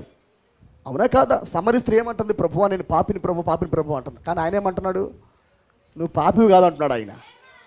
ఆమె పాపెవరు? పరిసయుడు. పాపెవరు? సద్దుకేయుడు. పాపెవరు? యాజకుడు. పాపెవరు? ప్రధాన యాజకుడు. అంటే బైబిల్ పట్టుకొని మేము యథార్థంగా జీవిస్తున్నాము అని అక్షరానుసారంగా ఉన్నవాడే పాపి. వాడి ప్రాణంలో పాపం ఉంది, వాడి శరీరంలో దాచుకుంటున్నాడు వాడు. అర్థమైందా? కానీ ఎన్నికలో ఉన్నవాడికి ప్రాణములో పాపము లేదు. వాళ్ళ గ్రంథములో ఉన్నవాళ్ళు. ప్రవక్త అంటాడు, జగదుత్పత్తికి మునిపే కొత్తగా ఇప్పుడని గ్రంథము రాయిలా, కొత్తగా ఇప్పుడని మన పాపాల కొరకు వధించబడలా. ప్రవక్త అంటాడు, జగత్తుకి పునాది వేయబడక మునిపే అని ఏమయ్యాడు? గొర్రె పిల్లగా వధించబడి తన సొంత జీవము చేత మన పేర్లు రాశాడు ఆయన. అవునా? ఆ పేరు రాసేటప్పుడే మన పాపాలు కనపట్లేదు దానికి ఇంకా. ఆమేన్. కాబట్టి కొన్నాళ్ళ పాటు మనము ఈ కాలంలో ట్రాప్ చేయబడ్డాం. కొన్ని సంవత్సరాల పాటు మనం పుట్టిన తర్వాత కొన్ని సంవత్సరాల పాటు దేవుడు ఇంకా వచ్చి మనల్ని ముట్టక ముందు వరకు మనం ఎక్కడున్నాము? శరీరం అనే పాపంలో ఉన్నాం, సోల్లో కాదు. వినాలి, సోల్లో మనకి పాపము లేదు, శరీరములో ఉంది. ఎప్పుడైతే వాక్యం వచ్చి నిన్ను తగిలిందో అది ఆత్మను కాల్చింది, నీ శరీరాన్ని కాల్చింది. అది ప్రాణ ఆత్మ దేహములలో పాపము లేకుండా ఇప్పుడు దేవుడు మనల్ని చేస్తూ ఉన్నాడు. అవునా? దేహ విమోచన కొరకు మనం ఎదురు చూస్తూ ఉన్నాం. మొదటి రాకడ నిన్న ఆత్మను విమోచించింది. రెండవ రాకడ ఇప్పుడు నీ దేహాన్ని విమోచిస్తూ ఉన్నది. ఆమేన్. కానీ సోల్ ఎల్లప్పుడూ రక్షించబడే ఉన్నది. ప్రాణము కొత్తగా రక్షించబడేది కాదు. ప్రాణము ఆల్రెడీ ఎప్పుడో విమోచించబడింది, ఎప్పుడో రక్షించబడింది. అది ప్రైజ్ బీ టు గాడ్. అందుకే ప్రవక్త అంటాడు, ఆయన భూమి మీదకి వచ్చినప్పుడు ఎవరైతే తాను రాసుకున్న గ్రంథములో ఉన్నారో వారందరినీ ఆయన వచ్చి విమోచించకుండా వెళ్ళడని చెప్పాడు. నువ్వు ఏ మూల ఉన్నా ఆయన వస్తాడు. 7 సీల్ అంటే నువ్వు ఏ మూల అయినా ఉండు. గెదరేన్ దేశంలో ఉన్నాడు ఆ వ్యక్తి, ఎవరికి తెలియదు అక్కడ ఉన్నాడని. వాడు ఎవడో కూడా తెలియదు వీళ్ళకి, కానీ గ్రంథంలో ఉన్నాడు. అర్థమైందా?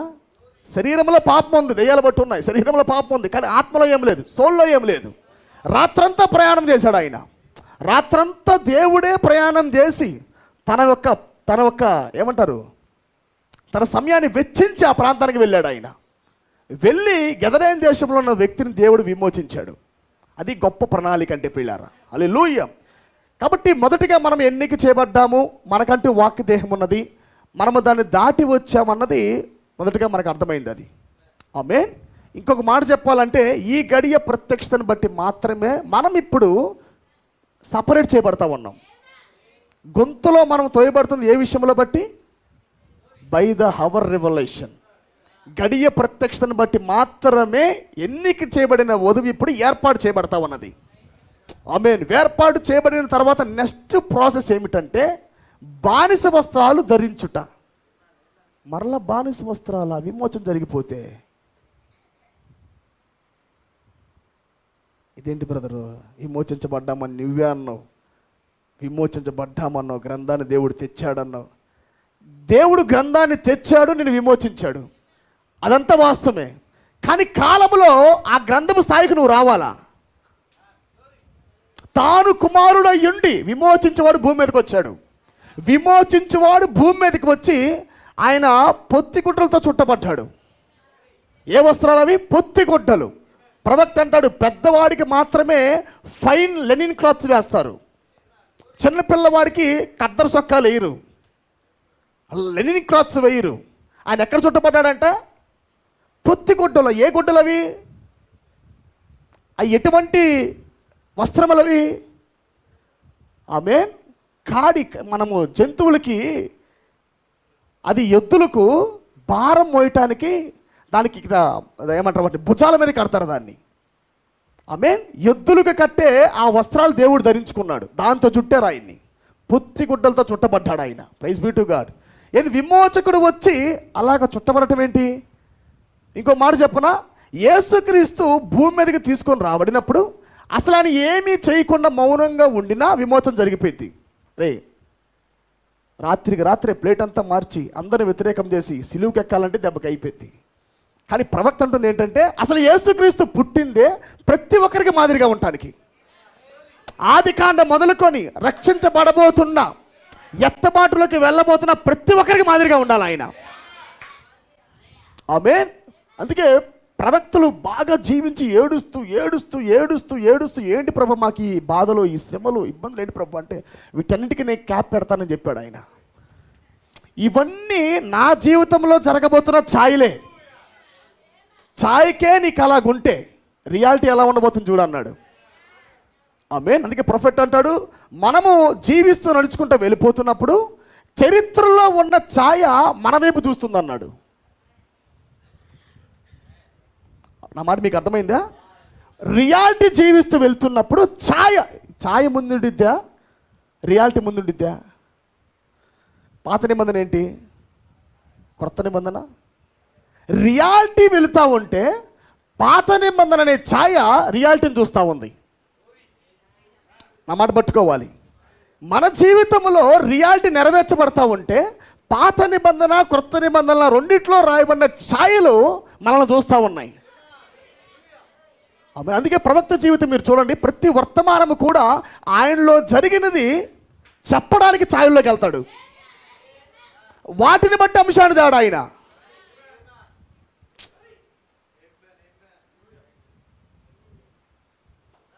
ప్రవక్త ఒంటరిగా నడిపించబడుతున్నాడు దేవుడి చేత.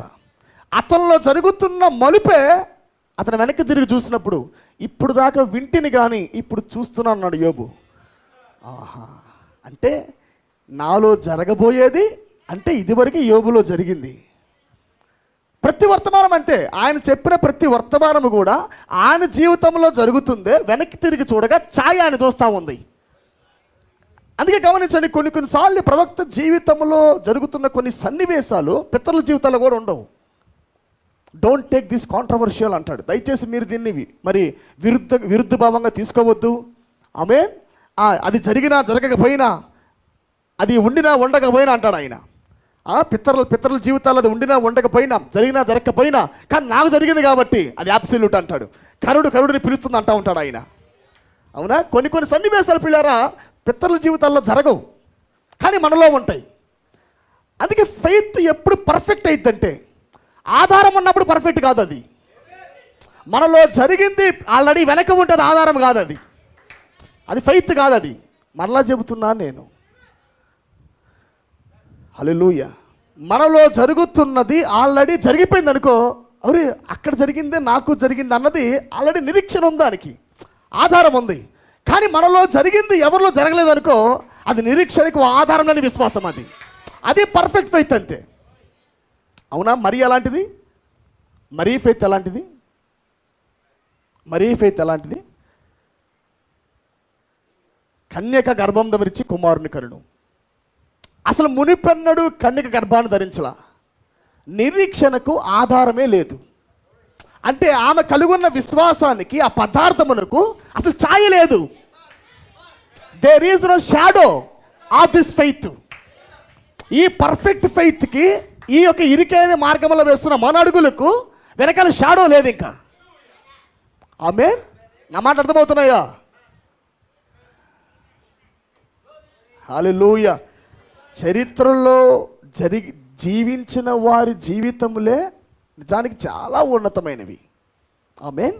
కానీ దేవుడు గ్రంథము తెచ్చి విప్పుట బట్టి మన విశ్వాసం పరిపక్వమవుతుంది కనుక, మన ఫెయిత్ ఉన్నతంగా వెళ్తుంది కనుక, హల్లెలూయా, మనము తీసుకుంటున్న నిర్ణయాలు, మనం వేస్తున్న అడుగులు, అది ఏమాత్రము ఛాయల్లో కూడా లేకుండా ఉన్నది అది. హల్లెలూయా. ఆ మాటలు మీకు అర్థమవుతున్నాయి కదా. వృద్ధాప్యములో పిల్లలు ఇవ్వటానికి ఛాయ్ ఉన్నది, కానీ కన్నికకి ఛాయ్ లేదు. ఆమేన్. లెట్ దేర్ బి అనే మాటకి ఛాయ్ లేదు. మూలికలకు ఛాయ్ ఉంది, పదార్థాన్ని ఓపడానికి ఛాయ్ ఉంది, కానీ లెట్ దేర్ బికి ఛాయ్ లేదు. ఒక మానవుడు చేస్తే it is nothing but true అని చెప్పేదానికి ఛాయ్ లేదు.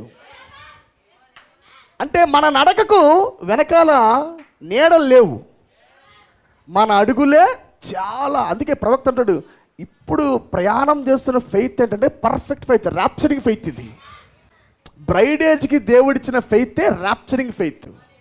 ఒక వర్తమానం నేను చెప్పాను, హేబేలు విశ్వాసం దగ్గర నుంచి క్రీస్తు విశ్వాసం దాకా ప్రయాణం ఉన్నది. బేబీ ఫెయిత్, హేబేలు పొందిన రెవల్యూషనే, but that is revolution, baby revolution, baby faith. అది చిన్న పిల్లవాడిగా ఉన్న విశ్వాసం అది. హల్లెలూయా. అది ఎక్కడ పరిపూర్ణమైంది?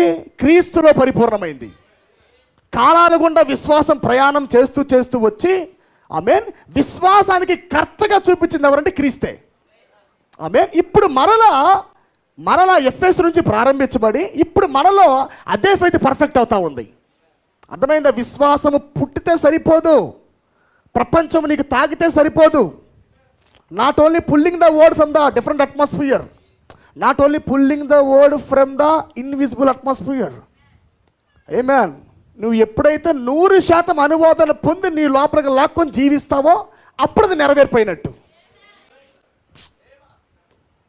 ఆమేన్. Not only experiencing, not only pulling some of the words. కానీ ఈ కాలం యొక్క వాక్యం యొక్క సంపూర్ణ అనువాదము, 100% of interpretation of this hour message, ఇది పొంది మనలో అది మేనిఫెస్ట్ అయ్యేదాకా, ఆ ప్రత్యక్షత నెరవేర్చబడేదాకా మనము, ఆమేన్, ఓపికతో ఉండి దాన్ని కలిగుంటేనే మనము ర్యాప్చరింగ్ ఫెయిత్ని మేనిఫెస్ట్ చేస్తున్నట్టు. నా మాట మీకు అర్థమవుతుంది కదా. సో ఇప్పుడు దేవుడు ఆల్రెడీ కొంతమందికి ప్రపంచాన్ని ఓపెన్ చేశాడు, బట్ మీరు అక్కడే ఆగిపోయి వాక్యాన్ని పొంది అక్కడే ఉండొద్దు. ఆమేన్. But it must be manifest. అది పుడుతుంది నిత్యత్వ యొక్క వర్తమానమే, that's another land, but it must be manifest. హల్లెలూయా. కాబట్టి ఈ వర్తమానము చాలా డిఫరెంట్ పిల్లారా. ఈ కాలము చాలా వ్యత్యాసమైంది. ఈ కాలంలో వస్తున్న రెవల్యూషన్ వ్యత్యాసమైనది, ర్యాప్చరింగ్ రెవల్యూషన్ ఇది, ఎత్తబడే విశ్వాసం ఇది. ఆమేన్. అంటే దీనికి పైగా ఇంక ఫెయిత్ లేదు, ర్యాప్చర్కి పైగా ఇంకా ఫెయిత్ అనేది లేదు ఇంకా. నా మాటలు మీకు అర్థమవుతున్నాయా? అలాంటి ఫెయిత్ మనకి ఇస్తున్నాడు ఆయన బై ఓపెన్ బుక్ రెవల్యూషన్. గ్రంథం తెరవబడిన విశ్వాసం బట్టి, ఈ యొక్క వాక్యాన్ని బట్టి మనకేమొస్తా ఉంది? ర్యాప్చరింగ్ ఫెయిత్ వస్తుంది. మన అడుగులు వేసినప్పుడు అడుగులకి ఛాయలు లేకుండా పోతా ఉన్నాయి. ఆమేన్. కాబట్టి ప్రియులారా, మనము మొదటిగా మన వస్త్రాన్ని చూసుకున్నాం, మన వస్త్రాన్ని పొందాము. తర్వాత మనలో ఏమాత్రం ఫెయిత్ తగ్గడం లేదు. జోసఫ్లో ఫెయిత్ ఏమాత్రం తగ్గల. మనము ఇందర పాట పాడాము కదండి. ఏ పాట అది? చీకటి లోయలో. యోసేపు ఎలా ఉన్నాడు? త్రోసివేయబడ్డాడు, అంధకారపు లోయల్లో ఉన్నాడు. ఆమేన్. రిజెక్ట్ చేయబడ్డాడు, కానీ ఒంటరిగా దూతను కలిగే ఉన్నాడు, ఒంటరిగా ప్రపంచాన్ని కలిగే ఉన్నాడు, ఒంటరిగా ఆ వస్త్రాన్ని కలిగే ఉన్నాడు. ఆయన వెంట ఎన్నిక ప్రయాణం చేస్తూ ఉంది, ఆయన వెంట పిలుపు ప్రయాణం చేస్తూ ఉంది, అనాయింటింగ్ ప్రయాణం చేస్తూ ఉంది. అక్కడికెళ్ళి యథార్థంగా జీవించినప్పటికీ దూతను కలిగి ఉండి, మరొక వాతావరణం కలిగి ఉండి, ఆ ఫెయిత్ను ఆపరేట్ చేస్తూ తన జీవితంలోకి తను ఆపాదించుకుంటూ అతను మహోన్నతమైన కళాఖండంగా మారుతున్నప్పటికీ అక్కడ కూడా ఒక మిస్టేక్ పెట్టారు అక్కడ. ఆమేన్. ఇంతకు పెడుతుంది ఎవరు? ఆమేన్. God himself. సాతాను ఎవడంటే పిల్లారా, దేవుడి చేతిలో ఒక ఆయుధం.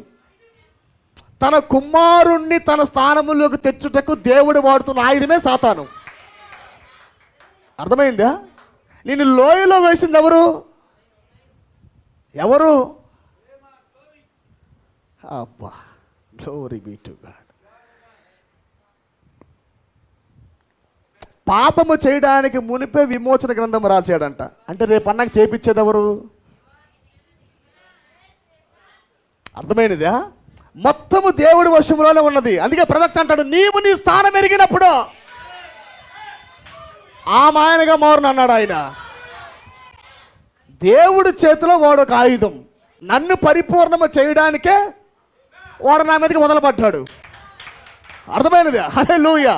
అంతే తప్ప వాడేదో మనతో పోరాడేంత వ్యక్తి ఏం కాదు. వాడిలో ఆ పటిమ దేవుడు పెట్టాడు.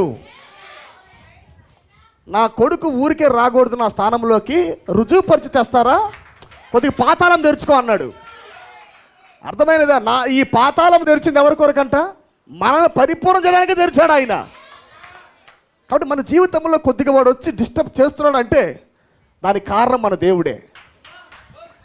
అది ఎందుకు అంటున్నానంటే ఎన్నిక చేయబడిన కుమారుడు పుత్ర స్వీకారంలోకి వెళ్ళే నిమిత్తము దేవుడే నీ జీవితంలో వాడిని అనుమతిస్తాడు. హల్లెలూయా. చూడండి, రెండో భాగంలో యోసేపు ఉన్నప్పుడు ఆ పోతీఫర్ భార్య పన్నాగం పండి ఎలాగైనా గమనించండి, అతను కలిగి ఉన్న రేలము రైటా కాదా దేవుడు టెస్ట్ చేశాడు. విశ్వాసము పరీక్షకు తీసుకొని రాబడింది అక్కడ. ఎలాంటి పరీక్ష తెలుసా? యోసేపు వెళ్ళడం కాదు రేలంలో నుంచి ఒక స్త్రీ, అందమైన ఒక స్త్రీ నగ్నంగా అక్కడ తయారయ్యి, ఆమేన్, చాలా అందముగా తయారయ్యి అక్కడ జోసెఫ్ దగ్గరికి వచ్చింది. ఆమేన్. నేను అంటాను, యాకోబుకు పుట్టిన ప్రతి కుమారుడు పడిపోతాడు అలాంటి వస్త్రాలు ధరించుకుని వచ్చినట్టయితే ఒక స్త్రీ. బట్ జోసెఫ్ పడిపోడు. ఈ రివైవల్ సాధారణమైనది కాదు. ఇది ఈ ప్రపంచంలో నువ్వు ఎదగాల. ఈ ప్రపంచము నీకు పరిచయం చేయబడుతున్నప్పుడు దాంట్లో నువ్వు మూవ్ అవ్వాలి. నువ్వు ఎదగాల. నువ్వు దాని లోపల బిడ్డ పెరగాల, ప్రపంచం నీ లోపల పెరగాల. ఒక అందమైన స్త్రీ వచ్చి ఎలాగైనా పడేద్దామని చూస్తే పరిగెత్తుకుని వెళ్ళిపోయాడు. ఏది బానిస వస్త్రాలు చెంపబడి పరిగెత్తాడంట. ఆమేన్. ఆ దెబ్బకి ఎప్పుడైతే ఆ పరీక్ష నెగ్గాడో జాబు పోయింది, ఉద్యోగం పోయింది, దెబ్బకు ఉద్యోగం పోయింది. ఆమేన్. మీరు చూడొచ్చు, అక్కడ వస్త్రము ఆమె చేతిలోకి తీయబడింది. ఒక వస్త్రమేమో అన్నదమ్ములు తీసుకెళ్ళి వాళ్ళ నాన్నగారికి ఇచ్చారు. ఆమె అది ఫస్ట్ గార్మెంట్. అది రెండో వస్త్రం ఎక్కడున్నది? ఆ వశంలో ఉన్నది. ఆమె వీడి పని అయిపోయింది. ఇంకా ఆమె ఏం చెబుతుంది? బలవంతంగా నన్ను సైనించడానికి వచ్చాడు వీడు. ఈ యోసేపు అనే హెబ్రీయుడు బలవంతంగా నన్ను సైనించడానికి వచ్చాడు. ఆమె కేకలేస్తా ఉందామె, బహిరంగ పరుస్తా ఉందామె, సాక్ష్యం దెబ్బతిద్దామని. ఆమె నిజంగానే జోసెఫ్ సాక్ష్యాన్ని తీసింది. జోసెఫ్ సాక్ష్యాన్ని తొలగించింది అక్కడ. అప్పుడు జోసెఫ్ ఎక్కడికి వెళ్ళాడు? గమనించండి, బానిస వస్త్రాలు వదిలిపెట్టి ఇప్పుడు జైలు ఖైదీ వస్త్రాలు ధరించాడు. ఆమేన్. ఒకటి 7 రంగుల వస్త్రం, రెండవది బానిస వస్త్రం, పోతీఫర్ కింద ఉన్న సర్వెంట్ దాసుడి వస్త్రం. అక్కడ కూడా వస్త్రం పోతే ఎక్కడికి వచ్చాడు? ఇప్పుడు ఖైదీ వస్త్రాల్లోకి వచ్చాడు. హల్లెలూయా. దరిదాపుగా 13 ఏళ్ల పాటు అతను ఖైదీ వస్త్రంలోనే ఉన్నాడు. Praise be to God. ఇప్పుడు మనం ఈ లేఖన భాగంలోకి వెళ్దాం. Are all right? హల్లెలూయా. కొద్దిగా లేట్ అవ్వచ్చు కానీ చాలా వండర్ఫుల్గా ఉంటుంది. ఓకే, ఓపెన్ చేయండి, చదవండి. చెరసాలలో బంధింపబడిన ఐగుప్తు రాజు యొక్క పానదాయకుడు భక్షకారుడును ఒక్కటే రాత్రి యందు కలలు కనిరి. ఒక్కొక్కడు వేరు భావములు కనను. తెల్లవారినప్పుడు యోసేపు వారి యొద్దకు వచ్చి వారిని చూడగా వారు చింతాక్రాంతులై ఉండిరి. అతడు ఎందుచేత నేడు మీ ముఖములు చిన్నబోయి ఉన్నవి అని తన యజమానితో ఇంట తనతో కావలి అందున్న ఫరో ఉద్యోగస్తులను అడిగను. అందుకు వారు మేము కలలు కంటిమి వాటి భావములు చెప్పగలవారు ఎవరునూ లేరని అతనితో అనగా యోసేపు వారిని చూచి భావములు చెప్పుట దేవుని ఆధీనమే కదా, మీరు దయచేసి ఆ కళ్ళలు నాకు వివరించి చెప్పుడనను. అందుకు పానదాయకుల అధిపతి యోసేపును చూచి నా కలలో ఒక ద్రాక్ష వల్లి నా ఎదుట ఉండెను. ఆ ద్రాక్షవల్లికి 3 తీగలుండెను. 3 తీగలుండెను. అది చిగురించినట్లు ఉండెను. దాని పువ్వులు వికసించెను. దాని గెలలు పండి ద్రాక్ష ఫలములాయెను. మరియు ఫరో గిన్నె నా చేతిలో ఉండెను. ఆ ద్రాక్ష ఫలములు నేను పట్టుకొని ఫరో గిన్నెలో వాటిని పిండి ఆ గిన్నె ఫరో చేతికి ఇచ్చి తినని తన కలను అతనితో వివరించి చెప్పెను. అప్పుడు యోసేపు దాని భావం ఇదే, ఆ 3 తీగలు 3 దినములు, ఇంకా 3 దినములలోగా ఫరో నీ తలను పైకెత్తి నీ ఉద్యోగమును నీకు మరలా ఇప్పించును. నీవు అతనికి పానదాయకుడివై ఉన్న నాటి మర్యాద చొప్పున ఫరో గిన్నెను అతని చేతికి అప్పగించదువు. కాబట్టి నీకు క్షేమము కలిగినప్పుడు నన్ను జ్ఞాపకం చేసుకుని నా యందు కనికరించి ఫరోతో నన్ను గూర్చి మాట్లాడి ఈ ఇంటిలో నుండి నన్ను బయటికి రప్పించుము. గమనించండి ఇక్కడ గమనించండి. యోసేపు దేన్ని బట్టి అయితే త్రోసివేయబడ్డాడో మరలా దాన్ని బట్టి ఇప్పుడు దేవుడు ఆ వ్యక్తిని హెచ్చిస్తా ఉన్నాడు. ఆమేన్. లోపల దేన్ని బట్టి అంటే ఏ ప్రత్యక్షత బట్టి అయితే నీవు తృణీకరించబడ్డావో, వేర్పాటు చేయబడ్డావో, చెరసాల్లో వేయబడ్డావో, బానిసుడిగా మార్చబడ్డావో, ఖచ్చితంగా మరలా అదే ప్రత్యక్షతను బట్టి దేవుడు ఇప్పుడు నేను హెచ్చించి నీ స్థానంలో పెడుతున్నాడు ఆయన. అర్థమైనదా? దేన్ని బట్టి నీకు తృణీకరణ జరిగిందో ఖచ్చితంగా మనల్ని మరలా తిరిగి నిలబెట్టేది ఆ ప్రత్యక్షత మాత్రమే. ఆమేన్. గిఫ్ట్ పెట్టింది దేవుడే, దాని ద్వారా శ్రమలు తెప్పించింది దేవుడే. ఆమేన్. మరలా అదే గిఫ్ట్ ద్వారా ఇప్పుడు దేవుడు ఏం చేస్తా ఉన్నాడు? హెచ్చిస్తూ ఉన్నాడు అతన్ని. చూడండి, పర్పస్లీ వాళ్ళ కళలు ఇచ్చాడు ఆయన. ఇచ్చింది ఎవరు? అక్కడ ఏమన్నాడు యోసేపు? కళలు వివరించడం దేవుడి వశము కదా అంటున్నాడు ఆయన. అంటే కళలు ఇచ్చింది ఎవరు? దేవుడే. నా మాటలు పట్టుకోవాలి. మీరు తృణీకరించబడి ఇప్పుడు కొద్దిగా ప్రయాణం చేసినా ఖచ్చితంగా మీలో ఉన్న దాన్ని బయట పెట్టుటకు దేవుడు వాతావరణం సృష్టిస్తాడు అక్కడ. అసలు ఘనత పొందేది ఇప్పుడు దేవుడు కాదు, మనమే. ఆయన కన్నులంతా ఎవరి మీద ఉన్నది? ఒక సామాన్యమైన నా వధువు ఘనత పొందనివ్వండి. ఆమేన్. ఆ ఘనత రానివ్వండి ఆమె నోట్లో నుంచి. హల్లెలూయా. ఆమె పలికినివ్వండి, ఆమె మాట్లాడేవ్వండి అంటున్నాడు ఆయన. ఆమేన్. కాబట్టి పిల్లలు, మన లోపల పెట్టబడిన ఈ ప్రత్యక్షత ప్రస్తుతానికి ఇలా ఉండినప్పటికీ కానీ ఒక దినమందు దేవుడే దీని ద్వారా ఇచ్చిస్తాడు ఆయన. ఆమేన్. ఆ వరము ద్వారా ఇప్పుడు అతను ఏం చేస్తున్నాడు? పానదాయకుడికి అలాగే భక్ష్యకారుడికి వాటికి వచ్చిన కళలు వివరిస్తూ ఉన్నాడు ఆయన. కొత్తది పెట్టలా. ప్రవక్త అన్నాడు, ఇంకేమన్నా కొత్తది దేవుడు ఇచ్చినట్లయితే దానికి యోసేపు చెప్పడానికి ప్రయత్నించినట్లయితే అది రెక్కలు తొడుక్కున్నట్టుకుంటున్నాను చెప్పాడు. ఏంటది? రెక్కలు తొడుక్కున్నట్టుగా ఉంటాయి అన్నాడు. కానీ లోపల పెట్టింది దేవుడు వాడుతూ ఉన్నాడు. ఆమె లోపల పెట్టింది బయటికి తేటానికే దేవుడు కొంతమంది కళలు ఇస్తూ ఉన్నాడు అక్కడ. ఇప్పుడు యోసేపు దాని కళలు వివరించినప్పుడు అది నిత్యంగా కళ అనువాదం నెరవేర్చబడింది అక్కడ.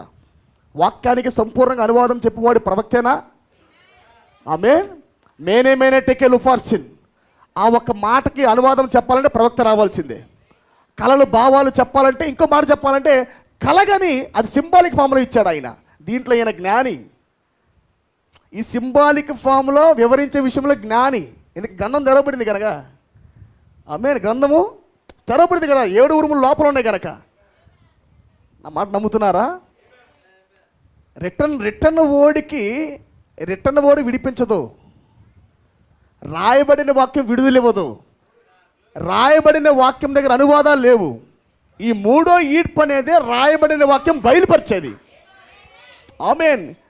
ఈ లోపల సింబాలిక్ పెట్టుకొని తిరిగినప్పటికీ ఆ సింబాలిక్ ఫామ్ యొక్క అనువాదం ఇచ్చే వాళ్ళు ఎవరంటే 7 ముద్రలు కలిగిన వాళ్ళే. వస్త్రం పడిన వాళ్ళు మాత్రమే, 7 ఉరుములు కలిగిన వాళ్ళు మాత్రమే. ఆమేన్. ఎవరికైతే 7వ ముద్ర తెరవబడిందో వారు మాత్రమే సింబాలిక్ ఫామ్కి అనువాదాలు ఇవ్వగలరు. Glory be to God. చూడండి పిల్లరా, మొదట అనువాదం ఇచ్చాడు. అది నిక్కచ్చిగా నెరవేర్చబడింది. అది థస్ సెయిత్ ద లార్డ్ అలా వెళ్ళింది. అది లెట్ దేర్ బి అన్నట్టుగా వెళ్ళింది. అది ఖచ్చితంగా 3 దినముల తర్వాత ఈ పానదాయకుడు ఉద్యోగంలో జాయిన్ అయ్యాడు. ఫరో కింద ఉద్యోగంలో పానదాయకుడు జాయిన్ అయ్యాడు. రెండవది భక్ష్యకారుడు. నీవు ఖచ్చితంగా ఉరితీయబడతావని చెప్పాడు. 3 దినముల్లో నీవు కూడా ఉరితీయబడతావని చెప్పాడు. చెప్పిన అనువాదము కరెక్ట్గా ఏ రీలములో ఉండి ఆయన ఆరంభం నుంచి కలుగున్న రీలం అది. ఆమేన్. గ్రంథము తెరవబడినప్పటి నుంచి ఆ ప్రపంచంలోనే తిరుగుతూ ఈ గ్రంథం అనే చిహ్నములుగా ఉన్న పుస్తకం యొక్క అనువాదం లాగుతున్న వ్యక్తి కనుక ఆమేన్ ఆయన చెప్పిన ఎగ్జాక్ట్లీ నెరవేర్చబడతా ఉన్నది అది. వీళ్ళిద్దరి కళలు అనువాదం చెప్పాడు, అవి నిశ్చయంగా నెరవేర్చబడ్డాయి అవి. ఇప్పుడు దేవుడు ఏం చేశాడంటే ఇక్కడితో జోసెఫ్కి విడుదలనివ్వాల. ఇక్కడ నేను ఆల్రెడీ ఒక మాట మీకు చెప్పాను లాస్ట్ టైం మాట్లాడుతూ. ఒక సహాయాన్ని ఇక్కడ జోసెఫ్ కోరుకుంటాడు. పానదాయకుడితో ఏమంటాడు, నీవు మరలా తిరిగి ఫరో సైన్యములకు వెళ్ళినప్పుడు నన్ను జ్ఞాపకం చేసుకో అంటాడు. నిజంగా అలా జ్ఞాపకం చేసుకుంటే ఇతను ఆ స్థానంలోకి వచ్చేవాడు కాదు. ఏ స్థానంలోకి? ఫరో రైట్ హ్యాండ్గా ఉండేవాడు కాదు, పుత్రస్వకరంలోకి వచ్చేవాడు కాదు. కాబట్టి దేవుడే మరలా దాన్ని రిమెంబరింగ్ లేకుండా చేశాడు. పానదాయకుడి యొక్క మనసులో నన్ను జ్ఞాపకమే చేసుకోవాలి ఈడు అని జోసెఫ్ అనుకుంటున్నాడు. లోపల రూమ్లో కూర్చొని ఈడికి చెప్పి 3 రోజులు అయింది, వాడు నిజంగానే వెళ్ళి జాయిన్ అయ్యాడు, ఫరో కింద చేస్తున్నాడు. ఇంకనూ వాడు నా పేరు పిలవలా, కానీ వాడికి అనువాదం చెప్పి సహాయం చేశాడు. కానీ వాడు నన్ను ఇంకా నన్ను జ్ఞాపకం చేసుకోవాలి, ఇంకా నన్ను రిమెంబర్ చేసుకోవాలి, జ్ఞాపకం చేసుకోవాలనుకుంటున్నాడు. కానీ దేవుడు ఏం చేస్తున్నాడు, జ్ఞాపకం చేయనీయకుండా చేస్తా నేను, బట్ సమ్ టైం, ఇంకొద్ది టైం ఉంది అన్నాడు ఆయన. ఆ తర్వాత దేవుడు స్వయముగా ఫరోకే కలిచ్చాడు. ఇంకా ఆమేన్, హల్లెలూయా. ఏదో జైలర్లో ఒక జైలర్ కాదు ఆయన. ఒకవేళ నిజంగానే పానదాయకుడు చెబితే బయటకు వచ్చి మరలా బానిస కట్టలేసుకునేవాడే, అవునా కాదా? మరలా పోతిఫరు అలాంటి వారి కింద, సంథింగ్ చిన్న వారి కింద మరలా ఉద్యోగంలో జాయిన్ అయ్యేవాడే. కానీ దేవుడి ప్లాన్ ఏంటి? డైరెక్ట్ హెడ్ని కొడతానని చెప్పాడు ఆయన. హల్లెలూయా. మళ్ళీ ఒక డిఫరెంట్ విధానంలో కాదు, నీలో పెట్టిన ద్వారా నీలో ఏం పెట్టానో దాన్ని మళ్ళీ చెప్పిస్తానన్నాడు ఆయన. పానదాయకుడికి సేమ్ కళ, యోసేపు కలిగిందే ఇచ్చాడు. భక్షకారుడు సేమే, ఇప్పుడు ఫరో కూడా సేమే. హల్లెలూయా. చూడండి, ఇప్పుడు ఫైనల్గా ఇప్పుడు ఫరోకి ఇచ్చాడు కళ ఆయన.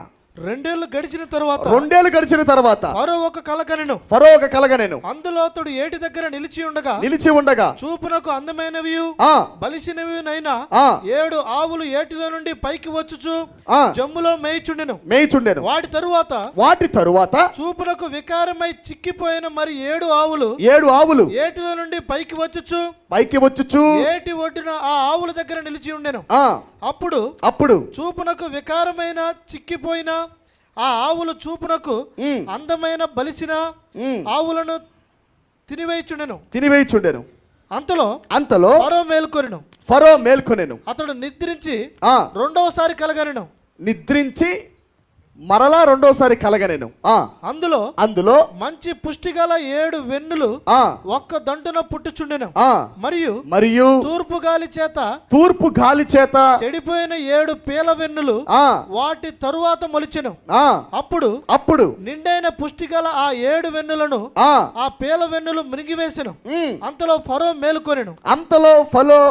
మేల్కొనెను. అది కళ అని గ్రహించెను. తెల్లవారినప్పుడు అతడు మనసు కలవరపడిన గనుక, ఎలాగైతే పానదాయకుడికి భక్షకారుడికి కలవరం వచ్చిందో ఆమేన్, అలాగే ఫరోకి కూడా కలవరం మొదలైంది. ఎందుకనగా ఆయన రిటర్న్ ఫామ్ ఇచ్చాడు కానీ అనువాదాన్ని ఇవ్వాల. ఆమేన్. సంఘం ఎదురు చూస్తా ఉంది ఎవరి కొరకు? జోసెఫ్ కొరకు. ఆమేన్. వాళ్ళకి అక్షరం బాగా తెలుసు కానీ ఇంటర్ప్రిటేషన్ తెలియదు. లేఖనములు బాగా తెలుసు కానీ అనువాదాలు తెలియదు. అనువాదం వస్తేనే జరగబోయేది అర్థమైంది. Praise be to God. ఇప్పుడు దేవుడు జోసెఫ్ లోపల ఉన్నది మరలా బయటికి తేటానికి ఉద్దేశించాడు కనుక ఆమేన్. ఇప్పుడు ఫరోకి హృదయంలో కలవరం పెట్టి హల్లెలూయా ఐగుప్తు దేశంలో ఉన్న వాళ్ళందరినీ పిలవటం ప్రారంభించాడు. ఈ కలభావాన్ని చెప్పు వాళ్ళు రావాలి, జ్ఞానులు రావాలి, ఐగుప్తులో మేధావంతులు రావాలి, ఇప్పుడు దాకా తినిపడుకున్న వాళ్ళందరూ బయటికి రావాలి. ఆమేన్, హల్లెలూయా. ఇప్పుడు నేను చిహ్నములుగా పెట్టిన వీటిని విప్పు వాళ్ళు రావాలి. ఆమేన్. ఐగుప్తు దేశంలో అప్పుడు దాకా గొప్పవారిగా, అప్పుడు దాకా మేధావంతులుగా చెప్పుకుంటున్న వాళ్ళందరికీ దేవుడు ఇప్పుడు చెక్కి పెట్టడం ప్రారంభించాడు. అప్పుడు వాళ్ళు అనుకుంటున్నారు మెసేజ్ అంటే మెసేజ్ అంటే అసలు మెసేజ్కి తిరుగులేదు బ్రదర్. ఏంటి, ప్రవక్త చెప్పిన అక్షరానుసారమైన 1200 ప్రసంగాలను వాళ్ళ దగ్గర పెట్టుకొని ఆమె డినామినేషన్ నుంచి బయటికి వచ్చిన తర్వాత ఇంకా ఖచ్చితంగా గ్రంథమంతా మనకు తీసుకొని రాబడిందన్న భ్రమలో ఉండి వాళ్ళందరూ ఉన్నారు. ఆమేన్. కానీ దేవుడు కొద్దిగా ఒక పక్క నుంచి బ్రైడేజ్ స్టార్ట్ చేశాడు. ఆయన ఒక జోసెఫ్కి ఆయన వస్త్రం వేసి తీసుకొస్తా ఉన్నాడు ఆయన పక్క నుంచి. చూడండి, పైన నుంచి ఆర్డర్ తీసుకొని రాబడింది. ఎవడైనా అనువాదం చెప్పలేదా వాడు చంపేస్తారని చెప్పాడు ఆయన. ఊరి ఇదేం మాటలరా, ఇప్పుడు దాకా ఎట్లో గడిపేశాము, ఇదేంటి తీర్పు ప్రకటించబడతా ఉన్నది, ఇప్పుడు దాకా మనతో బాగున్న ఈ ఫరో ఒక్కసారిగా తీర్పునెత్తుకున్నాడు ఏంటబ్బా అని అందరూ భయపడిపోయారు వాళ్ళు. ఆమేన్, హల్లెలూయా. ఆ మాటలు మీకు అర్థమవుతున్నాయా? కాబట్టి అందరిని పిలిచారు పిల్లారా, ఎవ్వరికి దాని అర్థం తెలియలా. అయితే అక్కడ పానదాయకుడికి అప్పుడు దేవుడు గుర్తు చేశాడు, అదుగో నీవు ఒకసారి చెరసాల్లో ఉన్నప్పుడు, నీవు ఒకసారి కలగనినప్పుడు, ఆ కలభావాన్ని నీకు ఎరగకుండా నీవు ఉండినప్పుడు, ఆమేన్, హెబ్రీడ్ అని యోసేపు ఒకసారి అనువాదం చెప్పాడు, గుర్తున్నదా అని దేవుడు జ్ఞాపకం చేశాడు. వెంటనే యోసేపు గుర్తుకొచ్చి ఫరో దగ్గరికి వెళ్ళి, రాజా వీళ్ళెవరికి తెలియదు ఆ ఇంటర్ప్రిటేషన్, వీళ్ళెవరి దగ్గర రివైవల్ లేదు, వీళ్ళెవరి దగ్గర రివీల్డ్ వర్డ్ లేదు, వీళ్ళెవరి దగ్గర ఈ ప్రపంచం యొక్క అనువాదములు లేవు. ఆమేన్. ఈ అతీతమైన అనువాదం చెప్పాలంటే ఖచ్చితంగా హెబ్రీడే రావాలని చెప్పారు. ఆమేన్. అప్పుడు జోసెఫ్ని పిలిచినప్పుడు ఇప్పుడు చూడండి, జైలు వస్త్రాలు కాస్త ఫరో యోసేపుని పిలువనంపి. ఇంకొక మాట చెప్పాలంటే ఈ పానదాయకుడు భక్షకారుడికి యోసేపు చెప్పిన అనువాదం ఉంది కదా, అది రిహార్సల్ అయి ఉంది. ఆమేన్. తన సొంత భూమిలో కలిగి తృణీకరించబడ్డాడు, మరలా దేని ద్వారా తృణీకరించబడ్డాడో మరలా ఆయన దేని ద్వారా హెచ్చించబడుతున్నాడు, అదే వరము ద్వారా దేవుడు హెచ్చిస్తూ ఉన్నాడు. రేపన్నాక ఫరోకి పరిపూర్ణంగా చెప్పబోతున్నాడు, తన స్థానం మారబోతుంది. దానికి ముందే రిహార్సల్ వచ్చింది ఇక్కడ. నా మాటలు మీకు అర్థమవుతున్నాయా? నీవు కలుగున వర్తమానం పరిపూర్ణ విమోచించింది, దానికి ముందు కొన్ని రిహార్సల్ నీకుంటాయి. దేని బట్టి తృణీకరించబడ్డావో ఆ వర్తమానం యొక్క శక్తి దేవుని కొద్ది రిహార్సల్గా ఇస్తాడు. అంటే అది వర్క్ చేస్తుంది, మరలా ఆ కళ భావం మరలా వర్క్ చేస్తుంది, చెప్పగలుగుతున్నాడు ఆయన. అర్థమైందన్న మాట మీకు? అప్పుడెప్పుడో అన్నాడు అనువాదం చెప్పేవాడు, మరలా ఇంకా మధ్యలో ఎప్పుడు రాలా, ఇంకా ఎవరికి రాలా, ఎవరికి చెప్పలా. ఆమేన్. మరలా ఇంకా చెప్పబోతున్నాడు రేపు అన్నాక ఫరోకి 2 సంవత్సరం తర్వాత అన్న సమయానికి ముందే వీళ్ళిద్దరికి ఇచ్చాడు దేవుడు. అది రిహార్సల్. అది రేపన్నాక మనం భూమిని స్వాధీనపరచుకోబోతున్నాము, దానికి ముందే కాదేశు బర్నియా దగ్గర తెస్తున్న పంట మాలో పెట్టింది వర్క్ చేస్తుంది. వాగ్దానం పైన నిలబడి విశ్వాసాన్ని ప్రయోగించుట పనిచేస్తామన్నది. హల్లెలూయా. 2 సంవత్సరముల తర్వాత ఫాస్ట్గా బ్రదర్, చాలా టైం మనకి. ఫరో యోసేపును పిలువనంపెను కాబట్టి చెరసాల నుండి అతన్ని త్వరగా రప్పించిరి. అతడు క్షౌరము చేయించుకొని మంచి బట్టలు కట్టుకొని, ఇప్పుడు జైలు వస్త్రములు కాదు ఇంకా. ఆమేన్. ఇప్పుడు జైలు వస్త్రాలు తీసేసి మరి నీట్గా క్షౌరం చేయించుకొని, ఆమేన్, మంచి వస్త్రాలు ధరించుకొని ఫరో యొద్దకు వచ్చెను. ఫరో యోసేపుతో ఇంకను అతను ఒక అనువాదికుడిగానే ఉన్నాడు. ఆమేన్. వస్త్రాలు మారినప్పటికీ కానీ పొజిషన్ ఇంకోటి రావడానికి ఒకటి ఉన్నది. Praise be to God. చూడండి బ్రదరు, ఫరో యోసేపుతో నేను ఒక కలగంటిని దాని భావమును తెలుపగల వారు ఎవరునూ లేరు. నీవు కలను విన్న ఎడల దాని భావమును తెలుపగలవని నిన్ను గూర్చి వింటినని అతనితో చెప్పిన. ఇప్పుడు ఫరో చెప్పింది కాకుండా అనువాదం చెప్పేది చదివి.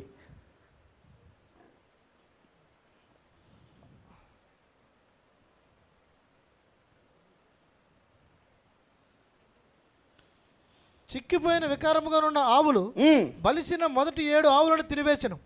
అవి వాటి కడుపులో పడిన గాని అవి కడుపులో పడినట్టు కనబడలేదు. మొదటి ఉండినట్టే అవి చూపునకు వికారముగా నుండెను. అంతలో నేను మేల్కొంటిని. మరియు నా కలలో నేను చూడగా పుష్టిగాల 7 మంచి వెన్నులు ఒక్క దండును పుట్టెను. మరియు తూర్పు గాలి చేత చెడిపోయి. బ్రదర్ కింద అనువాదం చదవండి. 25 అంటే చదవండి. అందుకు యోసేపు ఫరో కనిన కల ఒక్కటే దేవుడు తాను చేయబోచున్నది ఫరోకు తెలియజేశాను ఆ 7 మంచి ఆవులు 7 సంవత్సరములు ఆ 7 మంచి వెన్నులను 7 సంవత్సరములు కల ఒక్కటే వాటి తరువాత చిక్కిపోయి వికారమై పైకి వచ్చిన 7 ఆవులను 7 సంవత్సరములు తూర్పు గాలి చేత చెడిపోయిన 7 పీల వెన్నులు కరువు గల 7 సంవత్సరములు నేను ఫరోతో చెప్పు మాట ఇదే దేవుడు తాను చేయబోతున్నది ఫరోకు చూపించెను ఇదిగో ఐగుప్తు దేశమందంతటను బహు సమృద్ధిగా పంట 7 సంవత్సరములు వచ్చుచున్నవి మరియు కరువు గల 7 సంవత్సరములు వాటి తరువాత వచ్చును అప్పుడు ఐగుప్తు దేశమందు ఆ పంట సమృద్ధి యావత్తును మరుగుబడును ఆ కరువు దేశమును పాడు చేయును దాని తరువాత కలుగు కరువు చేత దేశమందు ఆ పంట సమృద్ధి తెలియబడకపోవును ఆ కరువు మిక్కిలి భారముగా నుండును ఈ కార్యము దేవుని వలన నిర్ణయింపబడి ఉన్నది దేవుని వలన నిర్ణయింపబడి ఉన్నది అంటే ఆయనకు తెలుసు ఏమి జరగబోతున్నదో. ఎందుకనగా ఆయన కనిన వాగ్దాన భూమిలో ఆయన కనిన కల ఏంటంటే మీరందరికి పైగా నా పనం లేచి నిలబడినది. ఆమేన్. అందరి ఏమంటారు నక్షత్రములన్నీ కూడా నాకు మొక్కుతున్నాయి సాగిలి పడతాయని కలగన్నాడు ఆయన. ఆరంభంలోనే కన్నాడు. ఇది స్టెప్పులుగా జరుగుతుంది ఆయనకి. అర్థమైందా? నడుస్తున్న నడక ఆయనకి అర్థమవుతున్నది. ఓకే ఎన్నాళ్ళు ఉంటుందో తెలియదు ఇది, కానీ ఒక దినం ఉంది మరలా పైకి వచ్చేది అంటున్నాడు. ఆమేన్. హల్లెలూయా. ఆ తర్వాత నాకేదో ఒక స్టెప్ ఉన్నది. ఎందుకనగా దేవుడు నాలో పెట్టిన వరం మాత్రం నిత్యంగా పనిచేసిద్ది. అది నేను కలిగిలేను, దేవుడు నాలో పెట్టాడు. హల్లెలూయా. ఆ నిబ్రం ఆయనకు ఉంది. ఆయన గమ్యం కూర్చున్న దప్పిక ఆ ఒక ప్రత్యక్షత ఆయనకు ఉంది. ఈ కార్యం దేవుని వలన నిర్ణయింపబడి ఉన్నది. ఇది దేవుడు శీఘ్రముగా జరిగించును. అందుచేతనే ఆ కల ఫరోకు రెట్టింపబడెను. కాబట్టి ఫరో వివేక జ్ఞానము గల ఒక మనుషుని చూచుకొని ఐగుప్తు దేశం మీద అతను నియమింపవలెను. ఫరో అట్లు చేసి ఈ దేశం పైన అధిపతులను నియమించి సమృద్ధిగా పంట 7 సంవత్సరములలో ఐగుప్తు దేశమంతటను 5వ భాగం తీసుకునివలెను. రాబోవు ఈ మంచి సంవత్సరములలో దొరుకు ఆహారం అంతయు సమకూర్చి ఆ ధాన్యము ఫరో చేతికి అప్పగించి ఆయా పట్టణములలో ఆహారములకై భద్రము చేయవలెను. కరువు చేత ఈ దేశం నశించిపోకుండా ఆ ఆహారం ఐగుప్తు దేశములో రాబోవు కరువు సంవత్సరములు 7 ఈ దేశమందు సంగ్రహముగా నుండునని ఫరోతో చెప్పెను. ఫరో దేవుడు ఇది ఎంతయో నీకు తెలియపరిచిన గనుక నీవలే వివేక జ్ఞానమును గలవారు ఎవరునూ లేరు. నీవు నా ఇంటికి అధికారివై ఉండవలెను. నా ప్రజలందరూ నీకు విధేయులయ్యుందురు. సింహాసన విషయంలో మాత్రమే నేను నీకంటే పైవాడనై ఉందునని యోసేపుతో చెప్పెను. మరియు ఫరో చూడుము ఐగుప్తు దేశమంతటి మీద నిన్ను నియమించి ఉన్నానని చెప్పెను. మరియు ఫరో తన చేతినున్న తన ఉంగరమును చేతినున్న అధికారమును తీసి యోసేపు చేతికి పెట్టి సన్నపు నార బట్టలు అతనికి తొడిగించి అతని మెడకు బంగారు గొలుసు వేసి తన రెండవ రథం మీద అతను ఎక్కించెను. అప్పుడు అంటే తండ్రి ఒక రథం ఉన్నది, కుమారుడికి ఒక రథం ఉన్నది. హల్లెలూయా. తన కలిగి ఉన్న అధికారం అంతా ఇప్పుడు కుమారుడికైనది. ఆమేన్. కుమారుడుగా లేడు, ఇప్పుడు కుమారుడు వారసత్వంలోకి వచ్చాడు ఇప్పుడు. హల్లెలూయా. గమనించండి, మనం చూసాము మొదటిగా ఒక వస్త్రం లాగబడింది, రెండవది పోతీఫర్ ఇంట్లో వస్త్రం లాగబడింది, ఆ తర్వాత జైలు వస్త్రాల్లోకి వెళ్ళాడు ఆయన. బయటికి వచ్చేటప్పుడు మరలా వస్త్రాలు లాగబడ్డాయి, ఇంకో వస్త్రాలు వేశారు. ఆమేన్. ఇప్పుడు ఎప్పుడైతే ఆయన స్టేజ్లోకి వెళ్తున్నాడో, ఎప్పుడైతే పుత్ర స్వీకారంలోకి వెళ్ళాడో, ఇప్పుడు ఫైన్ లెనిన్ క్లాత్ వేశారు. ఇప్పుడు ఆయనకి నార బట్టలు ధరించారు ఆయనకి. నా మాటలు మీకు అర్థమైనవా? కొద్దిగా దీని అలాగే మనసులో పెట్టుకొని నాతో కలిసి కొత్త నిబంధనకు రండి. మత్తయి సువార్త 27వ అధ్యాయం. ఫాస్ట్గా నాకు టైం లేదు. మనము టైము ఆదా చేయు నిమిత్తము మనము కొద్ది ముందుకెళ్దాము. 27:11 చదవండి బ్రదర్. 11 నుంచి యేసు అధిపతి ఎదుట నిలిచెను. అధిపతి ఎదుట నిలిచెను. అప్పుడు అధిపతి యూదుల రాజువు నీవేనా అని ఆయన అడగగా యేసు అతన్ని చూచి నీవన్నట్టే అనెను. ప్రధాన యాజకులను పెద్దలను, మీకు తెలుసు కదా, ఫ్రమ్ బెత్లెహేమ్ టు కల్వరీ, ఆయన జీవితం బెత్లెహేము నుండి కల్వరి దాకా ప్రయాణం చేసింది. కుమారుడు అంటే బెత్లెహేములో పుట్టిన వ్యక్తి, కల్వరి అంటే పుత్రస్వీకారంలోకి వెళ్ళిన వ్యక్తి. యేసే, కానీ యేసులో మారిన రూపాంతరత. వధువే, కానీ వధువుగా ఉండకూడదు, భారీగా మారాల.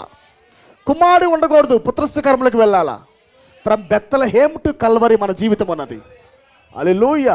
గొంతులో పడిన స్థాయిలో నుండి, వస్త్రము తీయబడిన స్థాయిలో నుండి, నార బట్టలు ధరించిన స్థాయిలోకి వెళ్తున్నాం మనము. ప్రధాన యాజకులను పెద్దలను ఆయన మీద నేరము మోపినప్పుడు ఆయన ప్రత్యుత్తరం ఏమీ ఇవ్వలేదు. కాబట్టి పిలాతు నీ మీద వీరెన్ని నేరములు మోపుచున్నారు, నీవు వినలేదా అని ఆయన అడిగాను. అయితే ఆయన ఒక మాటకైనను అతనికి ఉత్తరం ఇయ్యలేదు. గనుక అధిపతి మిక్కిలి ఆశ్చర్యపడెను. జనులు కోరుకొని ఒక ఖైదీని పండుగలలో విడుదల చేయట అధిపతికి వాడుక. ఆ కాలమందు బరబ్బా అను ప్రసిద్ధుడైన ఒక ఖైదీ చెరసాలలో ఉండెను. కాబట్టి జనులు కూడి వచ్చినప్పుడు పిలాతు, నేనెవరిని విడుదల చేయవలనని మీరు కోరుకొనుచున్నారు, బరబ్బానా లేక క్రీస్తు అనబడిన యేసునా అని వారిని అడిగాను. 26. అప్పుడు అతడు వారు కోరినట్టు బరబ్బాను వారికి విడుదల చేసి యేసును కొరడాలతో కొట్టించి సిలువవేయన అప్పగించెను. అప్పుడు అధిపతి యొక్క సైనికులు యేసును అధికార మందిరంలోకి తీసుకొని పోయి ఆయన యొద్ద సైనికులందరినీ సమకూర్చిరి. వారు ఆయన వస్త్రములను తీసివేసి ఆయనకు ఎర్రని అంగి తొడిగించి, ఆయనకు ఎర్రని అంగి అంటే అంటే స్కార్లెట్ గార్మెంట్స్, అంటే స్కార్లెట్ రోబ్ అంటే అది అధికారాన్ని చూపిస్తా ఉన్నది. అది ఆమె దేవదూషణ మా మీద నువ్వు చేసావు గనక, నీవు గ్రంథానికే వ్యతిరేకంగా నిలబడ్డావు గనక రోమా ప్రభుత్వం కింద నీకు దూషణ. ఆమేన్. మత అధికార ప్రకారంగా నీకు జరుగుతున్న శ్రమ. హల్లెలూయా. వారు అధికారము చేత పట్టుకొని దేవుడు వేసుకున్న వస్త్రాలను తీసివేసి, అందరు నా మాట వినాలి, దేవుడు వేసుకున్న వస్త్రములు చింపి, ఆమేన్, ఇప్పుడు వాళ్ళు ఏమేశారు? ఆయనకు ఎర్రని అంగి తొడిగించి, ఎర్రని అంగిని మనం చూసాము, ఆ అంగి మీద వాళ్ళు రక్తపు చుక్కలు వేశారు. జోసఫ్ వాళ్ళ అంగిని లాగినప్పుడు వాళ్ళు ఏం చేశారు? గొర్రెనో మేకనో వధించి ఆ రక్తపు చుక్కలు దానికి అంటించారు. ఏం చేస్తారు? తెచ్చి మరణించాడు, ఇంక అయిపోయినది వాడు సీను. అవునా? ఇంకా నీ కుమారుడు పరిస్థితి అయిపోయినది. ఇప్పుడు వాళ్ళు చేస్తుంది అదే, వస్త్రాలు తీసేసి ఇంక నీ పొజిషన్ అవుట్. ఆమె ఇప్పుడు చూడండి, వాళ్ళు వస్త్రాలు మార్చిన తర్వాత ఏం చేస్తున్నారు చూడండి. ఇప్పుడు ముండ్ల కిరీటమును అల్లి, ఎప్పుడైతే ఎర్రని అంగిని తొడిగించారో ఇప్పుడు ఏం చేస్తారు వాళ్ళు? ముండ్ల కిరీటమును అల్లి ఆయన తలకు పెట్టి ఒక రెల్లు ఆయన కుడి చేతిలో నుంచి ఆయన ఎదుట మోకాళ్ళుని, యూదుల రాజా నీకు శుభమని ఆయనను అపహసించి ఆయన మీద ఉమ్మివేసి ఆ రెల్లును తీసుకొని దానితో ఆయన తల మీద కొట్టిరి. ఆయనను అపహసించిన తరువాత ఆయన మీదనున్న ఆ అంగిని తీసివేసి ఆయన వస్త్రములు ఆయనను తొడిగించి సిలువ వేయుటకు ఆయనను తీసుకొని పోయిరి. హల్లెలూయా. గమనించారు? ఇక్కడ మనం 2 విషయాలు చూసాం. ఇక్కడ ఒకటి, ఆయన కలుగున్న వస్త్రములను తీసివేసి వారి దగ్గర ఉన్న ఎర్రటి అంగిని తొడిగించి ఆయనకి ముళ్ళ కిరీటాన్ని పెట్టి, ఆమె ఇంకేం చేశారు వాళ్ళు? ముళ్ళ కిరీటాన్ని పెట్టి ఒక రెల్లు ఆయన కుడి చేతిలో నుంచి ఎదుట మోకాళ్ళుని యూదుల రాజా అపహేళన చేశారు వీళ్ళు. ఓకేనా? గొంతులో వేయటానికి ఆమె వస్త్రం రాగేసి గొంతులో వేసి అపహేళన చేశారు వీళ్ళు. ఏమేన్. ఆ తర్వాత మరలా అవన్నీ పెట్టి చేసిన తర్వాత యథావిధిగా మరలా ఆయన వస్త్రాలని తొడిగించారు. Praise be to God. ఏమేన్. మీకు అర్థమవుతున్న మాటలు. ఆ తర్వాత చూడండి 57వ వచనం. యేసు శిష్యుడుగానున్న అరిమతయి యోసేపు అను ఒక ధనవంతుడు సాయంకాలమైనప్పుడు వచ్చి పిలాతు వద్దకు వెళ్ళి యేసు దేహము తనకిమ్మని అడుగగా పిలాతు దానిని అతనికి అప్పగింపని ఆజ్ఞాపించెను. యోసేపు ఆ దేహమును తీసుకొని శుభ్రమైన నారబట్టతో చుట్టి శుభ్రమైన నారబట్టతో చుట్టి అసలు నారబట్ట ఎందుకు వేస్తారంటే ఆమేన్, ఒకసారి లేవియా కాండం తీయండి. బట్టకు చాలా ప్రత్యేకత ఉంది. త్వరితంగానే వస్తాను నేను. 16వ అధ్యాయము 4 వచనం, మొదటి 4 వచనం చదవండి, లేకపోతే సరిపోతుంది. లేవియా కాండం 16. అహరోను ఇద్దరు కుమారులు యెహోవా సన్నిధికి సమీపించి చనిపోయిన తరువాత యెహోవా మోషేతో మాట్లాడి ఇట్లా నేను కరుణాపీఠం మీద మేఘములో కనబడుతును గనుక నీ సహోదరుడైన అహరోను చావకుండునట్లు అతడు మందసం మీద కరుణాపీఠం ఎదుటనున్న అడ్డు తెర లోపలికి ఎల్లప్పుడూ రాకూడదని అతనితో చెప్పుము. అతడు పాప పరిహారార్థ బలిగా ఒక కోడెదూడను దహన బలిగా ఒక పొట్టేలును తీసుకొని వీటితో పరిశుద్ధ స్థలములోనికి రావలెను. అతడు ప్రతిష్ఠితమైన యొక్క చొక్కాయి తొడుగుకొని తన మానమునకు సన్ననార లాగును తొడుక్కొని సన్ననార దట్టి కట్టుకొని సన్ననార పాగా పెట్టుకొని వలెను. లెనిన్ ఆమేన్. సన్ననార బట్టలు ధరించవలసింది యాజకుడు. హల్లెలూయా. మరణించకుండా ఉండాలంటే ఆమేన్, పదే నువ్వు ఆ స్థలానికి రాకూడదు అంటాడు ఆయన. అతి పరిశుద్ధ స్థలములోకి నువ్వు పదే రాకూడదని ఆజ్ఞాపించాడు ఆయన. ఆమేన్. నువ్వు పని చేసేటప్పుడు నువ్వు ఖచ్చితంగా నారబట్టలు ధరించాలని చెప్పాడు ఆయన. Praise be to God. ఇక్కడ చూడండి, ఈ యోసేపు అనే వ్యక్తి ఇక్కడ పైన మనం గమనించినప్పుడు కలవరి సిలువకు దేవుడిని తీసుకెళ్ళినప్పుడు వాళ్ళు ఈ మొక్కల్ని వాళ్ళు ఏం చేశారంటే చీట్లు వేసి వాళ్ళు మొక్కలు చింపుతారు యేసుక్రీస్తు యొక్క మరి వస్త్రాన్ని. పైన చదువుదాం ఒకసారి, దాన్ని చూడండి ఒకసారి, పైన ఉంటుంది ఆ మాట. ఫాస్ట్గా బ్రదర్, అది ఒక్కటి లేఖన చదువు, మనం ముందుకు వెళ్ళిపోదాము. 34, 35 ఫాస్ట్గా. 35 చదవండి. 35వ వచనం. వారు ఆయనను సిలువ వేసిన పిమ్మట చీట్లు వేసి ఆయన వస్త్రములు పంచుకొనిరి. మొదటిగా వస్త్రాలు తీశారు, ఎర్రటి వస్త్రాలు వేశారు, మరలా దాన్ని తీశారు, మరలా వస్త్రాలు వేశారు, మరలా అదే వస్త్రములతో సిలువకెక్కిన తర్వాత ఆమేన్, సిలువ వేయబడిన తర్వాత ఆయన వస్త్రాలను చీట్లు వేసి, ప్రైజ్ బీ టు గాడ్, చీట్లు వేసి ఆయన వస్త్రాలు పంచుకున్నారు. ఇక్కడ అర్థమైంది నా మాటలు? వస్త్రాలు పంచుకున్నప్పుడు దేవుడు ఇప్పుడు దిగంబరిగా మారాడు అక్కడ. ఆమేన్. లోయలో ఎలా పడ్డాడు ఆయన? గుంతలో వస్త్రాలు తీయబడి దిగంబరిగా పడ్డాడు ఆయన. ఈ టైంలో లెనిన్ క్లాత్ అంటే మరణాన్ని గెలవబోతున్న వ్యక్తి. లెనిన్ క్లాత్ అంటే పుత్రస్వీకారంలోకి వస్తున్న వ్యక్తి. ఇప్పుడు యోసేపుకి ఎక్కడ వేశాడు వస్త్రములు, లెనిన్ క్లాత్స్? ఉంగరము ధరించేటప్పుడు వేశాడు. అంటే యోసేపు ఏం చేస్తా ఉన్నాడు? జోసెఫ్ ఈయన మరలా తిరిగి అధికారంలోకి వస్తా ఉన్నాడు. ఈయన మరణించినట్టుగా ఉండటానికి కాదు, ఈయన సమాధులకు వెళ్ళండి సమాధులకు ఉండటానికే కాదు, ఆయన మరలా తిరిగి లేస్తాడు కనుక అదిగో నారబట్టలు.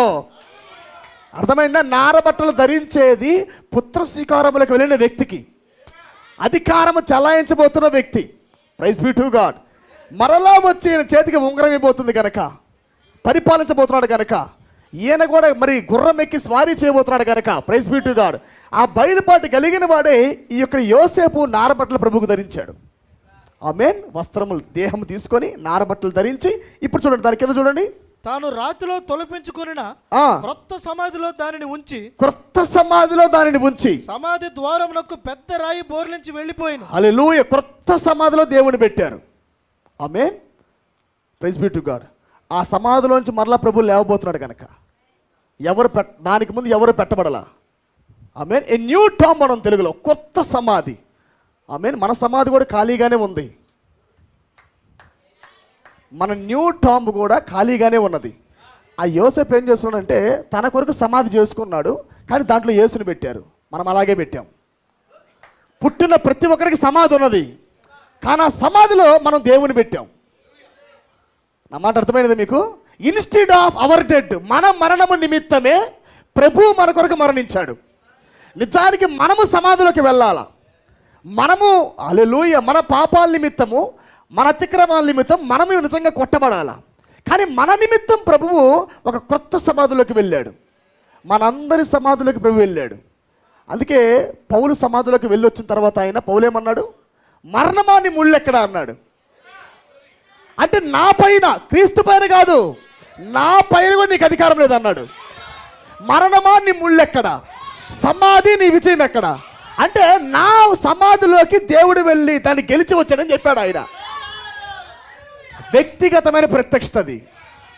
దేవుడు నా సమాధిని గెలిచాడు, నీ టోంబుని గెలిచాడు ఆయన. అప్పుడు మనం చెప్పగలం వేరీస్. ఎందుకంటే ఆయనకి నారబట్టలు ఇప్పుడు లేవు. చూపిస్తాను నేను. హల్లెలూయా. ఆయన ప్రత్యక్షత కలిగిన వాడే పుత్రస్వకరంలోకి వెళ్తున్నాడు గనక మరలా తిరిగి లేస్తున్నాడని ఎరిగిన వాడే నారబట్టలు చుట్టాడు ఆయనకి. ప్రేత వస్త్రములు కాదు, నారబట్టలు. నిజానికి చనిపోయేవాడికి చుట్టేది ప్రేత వస్త్రాలు, కానీ జోసెఫ్ చుడుతుంది నారబట్టలు. హల్లెలూయా. నాకు బదులుగా అర్పించబడుతున్నాడు కనుక మరలా తిరిగి లేస్తాడని ఎరిగిన వాడే ఆ వస్త్రాలు చుట్టాడు ఆయన. తర్వాత బ్రదర్ ఫాస్ట్గా. మగ్దలేని మరియు వేరొక మరియు అక్కడనే సమాధి ఎదురుగా కూర్చుని ఉండిరి. తర్వాత 28 బ్రదర్. విశ్రాంతి దినము గడిచిపోయిన తరువాత ఆదివారమున తెల్లవారుచుండగా మగ్దలేని మరియు వేరొక మరియు సమాధిని చూడవచ్చిరి. ఇదిగో ప్రభుదూత పరలోకము నుండి దిగివచ్చి రాయి బోర్లించి దాని మీద కూర్చుండెను. అప్పుడు మహాభూకంపం కలిగెను. ఓకే, అక్కడ చాలు. ఆయన పునరుద్ధానం చెందాడు అక్కడ. ఒక్కసారి ఆ లేఖనం మనం చూద్దాము. యోహాను సువార్త తీయండి ఒకసారి, 20వ అధ్యాయం ఫాస్ట్గా, మొదటి నుంచి ఫాస్ట్గా.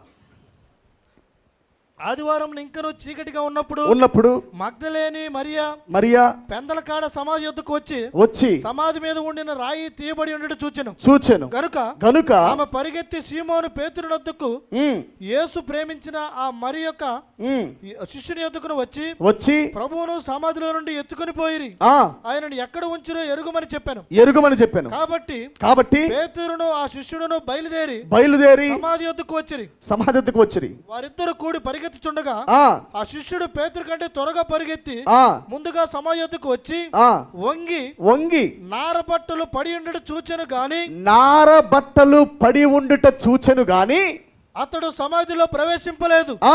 అంతటి సీమోను పేతురు అతడి వెంబడి వచ్చి సమాధిలో ప్రవేశించి నారబట్టలు పడి ఉండుటయు. నారబట్టలు చూడండి, కట్టబడిన నారబట్టలు పడి ఉన్నాయి అక్కడ. అది కూడా ఎలా పెట్టారు చూడండి. నారబట్టలు పడి ఉండుటయు, ఆయన తల రూమాలు నారబట్టలు యొద్ద ఉండక వేరుగా ఒక చోట చుట్టి పెట్టి ఉండుటయు. ఏంటది?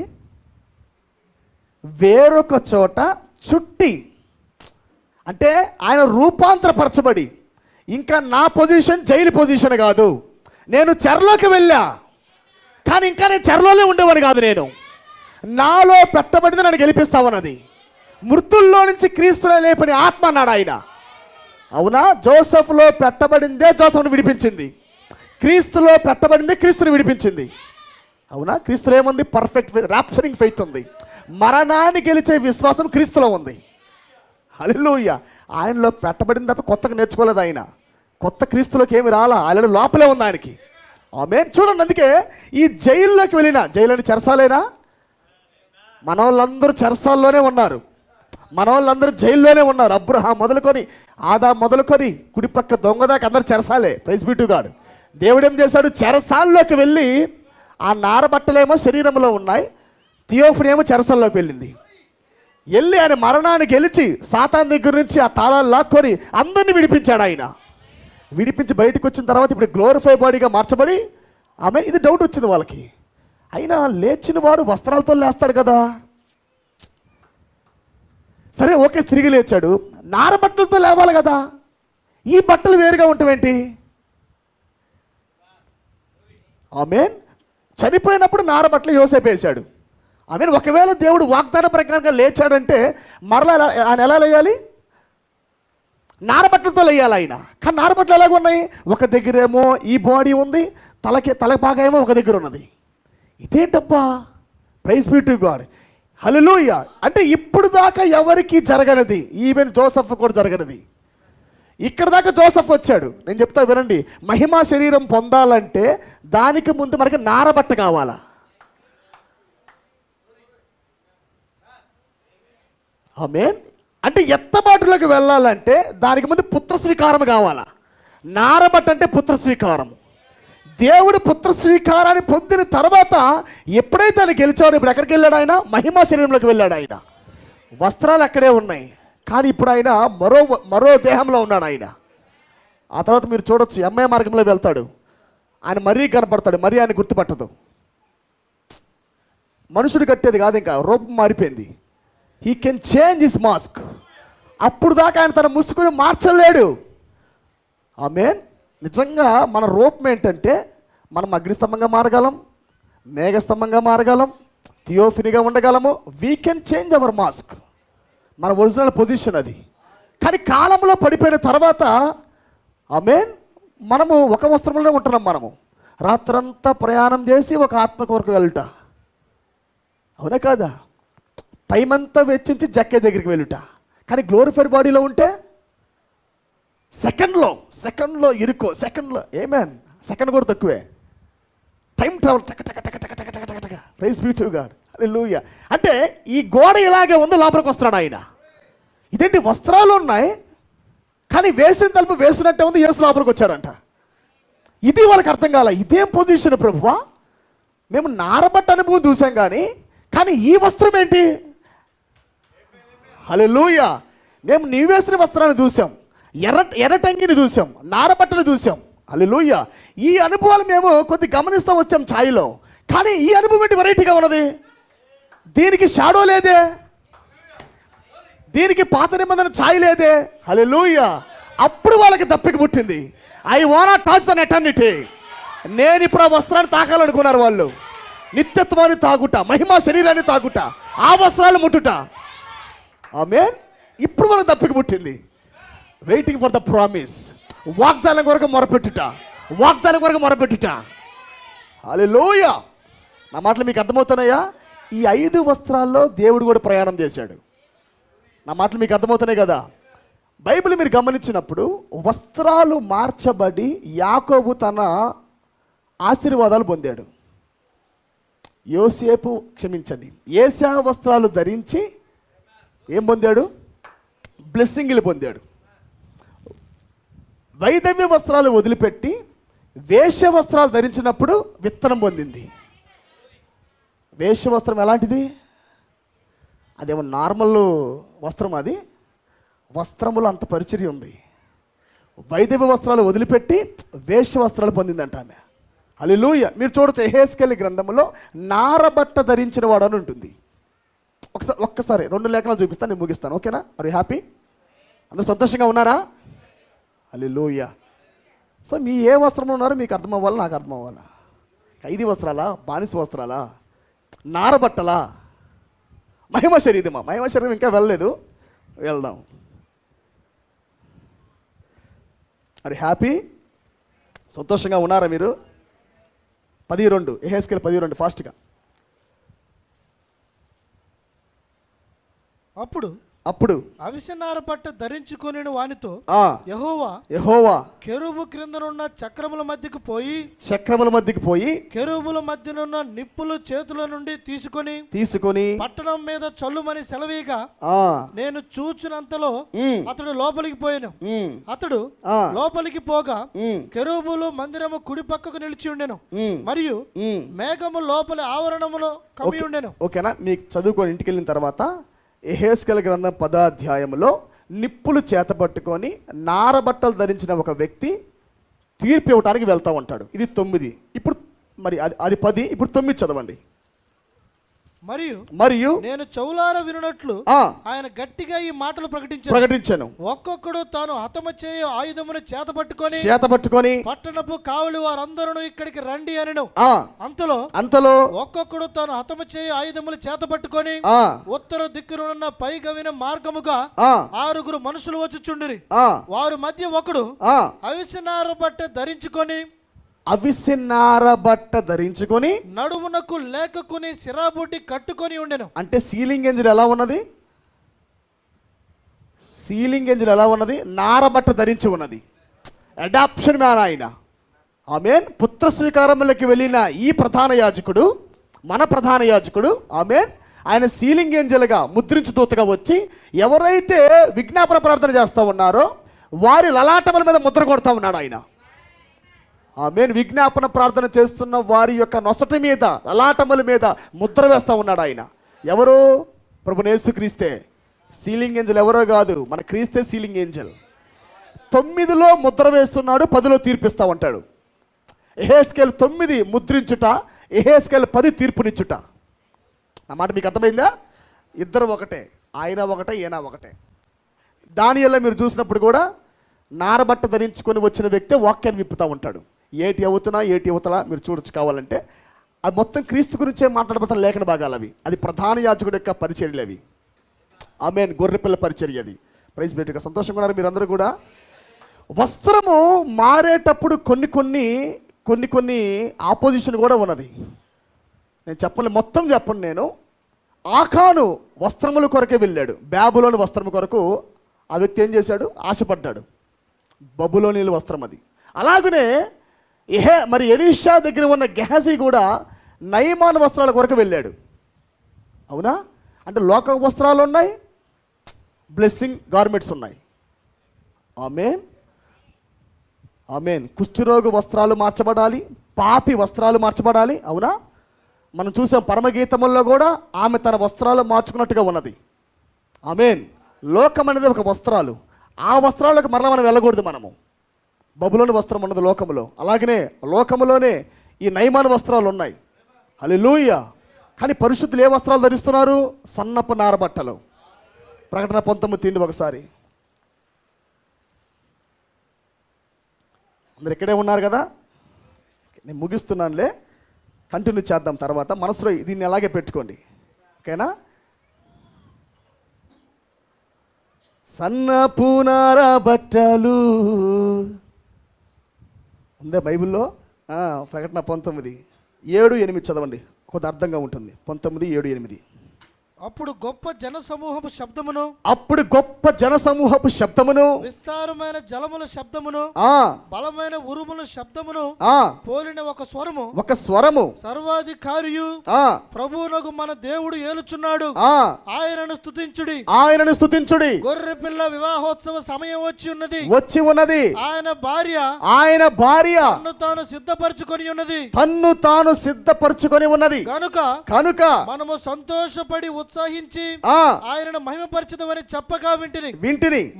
మరియు ఆమె ధరించుకొనుటకు ప్రకాశములను నిర్మములైన సన్నపు నారబట్టలు ఆమెకి ఇయ్యబడెను. ఆమె ఏ బట్టలు ఇచ్చారంట వధువుకి? సన్నపు ఫైన్ లెనిన్ క్లాత్స్. అంటే నా స్థానములోకి వచ్చిన నా వధువు. ఆమె వేసుకున్న వస్త్రములే పరిశుద్ధుల నీతి క్రియలు. పరిశుద్ధుల నీతి క్రియలు ఏంటి? ఇది చెబుతా నేను. ఆమేన్. కిరీటాలలో మార్పులు ఉన్నాయి. బైబిల్లో కిరీటం యొక్క విధానం ఉన్నది. నీతి కిరీటం అనే మాట ఉంది, జీవ కిరీటం అనే మాట ఉంది. నీతి కిరీటము, నీతి వస్త్రము. ఎవరి నీతి? పరిశుద్ధుల నీతి. ఈమె ధరించుకున్నది? అందరికీ ఈమె ఒక పర్ఫెక్ట్గా ఉన్నది. 4000 సంవత్సరాల నీతంతా యేసుక్రీస్తులో ఉన్నది. ఆమేన్. 2000 సంవత్సరాల పరిశుద్ధుల యొక్క నీతి క్రియలు మొత్తం కూడా ఈమె ధరించుకొని ఉన్నది. ఆమె తన్ను తాను సిద్ధపరచుకొని ఉన్నది. ఆమె ధరించిన వస్త్రాలు సన్నపు నారబట్టలు, అవి పరిశుద్ధుల నీతి క్రియలు. నా మాటలు మీకు అర్థమవుతున్నాయా? ఇది కేవలం వస్త్రాల మార్పిడి మాత్రమే కాదు, కిరీటాల మార్పిడి. మనం ఏ కిరీటం ధరించాం ఇప్పుడు? ఆమేన్. పరిపాలించే కిరీటము. నేను చూపిస్తా తర్వాత మీకు. ఎస్తేరు కిరీటాన్ని పొందింది. ఆమేన్. బైబిల్లో చాలా లేఖనాలు ఉన్నాయి వారి గురించి. ఆమేన్. మన కిరీటములు గుండా వెళ్తున్నాం మనము. అధికారం వెంబడి అధికారము, పొజిషన్ వెంబడి పొజిషను. ఆమేన్. నా మాట మీకు అర్థమవుతున్నాయా? స్థానం మారేటప్పుడు వస్త్రాలు పడుతున్నాయి. ఆమేన్. ఎందుకు బైబిల్లో అవి రాశారంటే మనలో జరుగుతున్నవే ఛాయలుగా పెట్టబడ్డాయి. అక్కడ జోసఫ్ జీవితం ఒక ఛాయ, యేసుక్రీస్తు జీవితం మనకు ఒక మాదిరి. Praise be to God. హల్లెలూయా. ఇదే ఫైన్ లెనిన్ క్లాత్స్ బబులోని కూడా ఉన్నది. ఇప్పుడు నేను చెప్పడం లేదు, అది ఈ మనసులో పెట్టుకోండి, ఓకేనా? మనం ఎలా వెళ్తున్నాము? 5 వస్త్రముల గుండా వెళ్తున్నాం మనము, ఓకేనా? నా మాట అర్థమైనా మీకు? హల్లెలూయా. దేవుడి కొద్ది మాటలు మన వినికిడిలో దీవించును గాక. God bless you all. అందరూ పైకి లేచి నిలబడదాం మనము.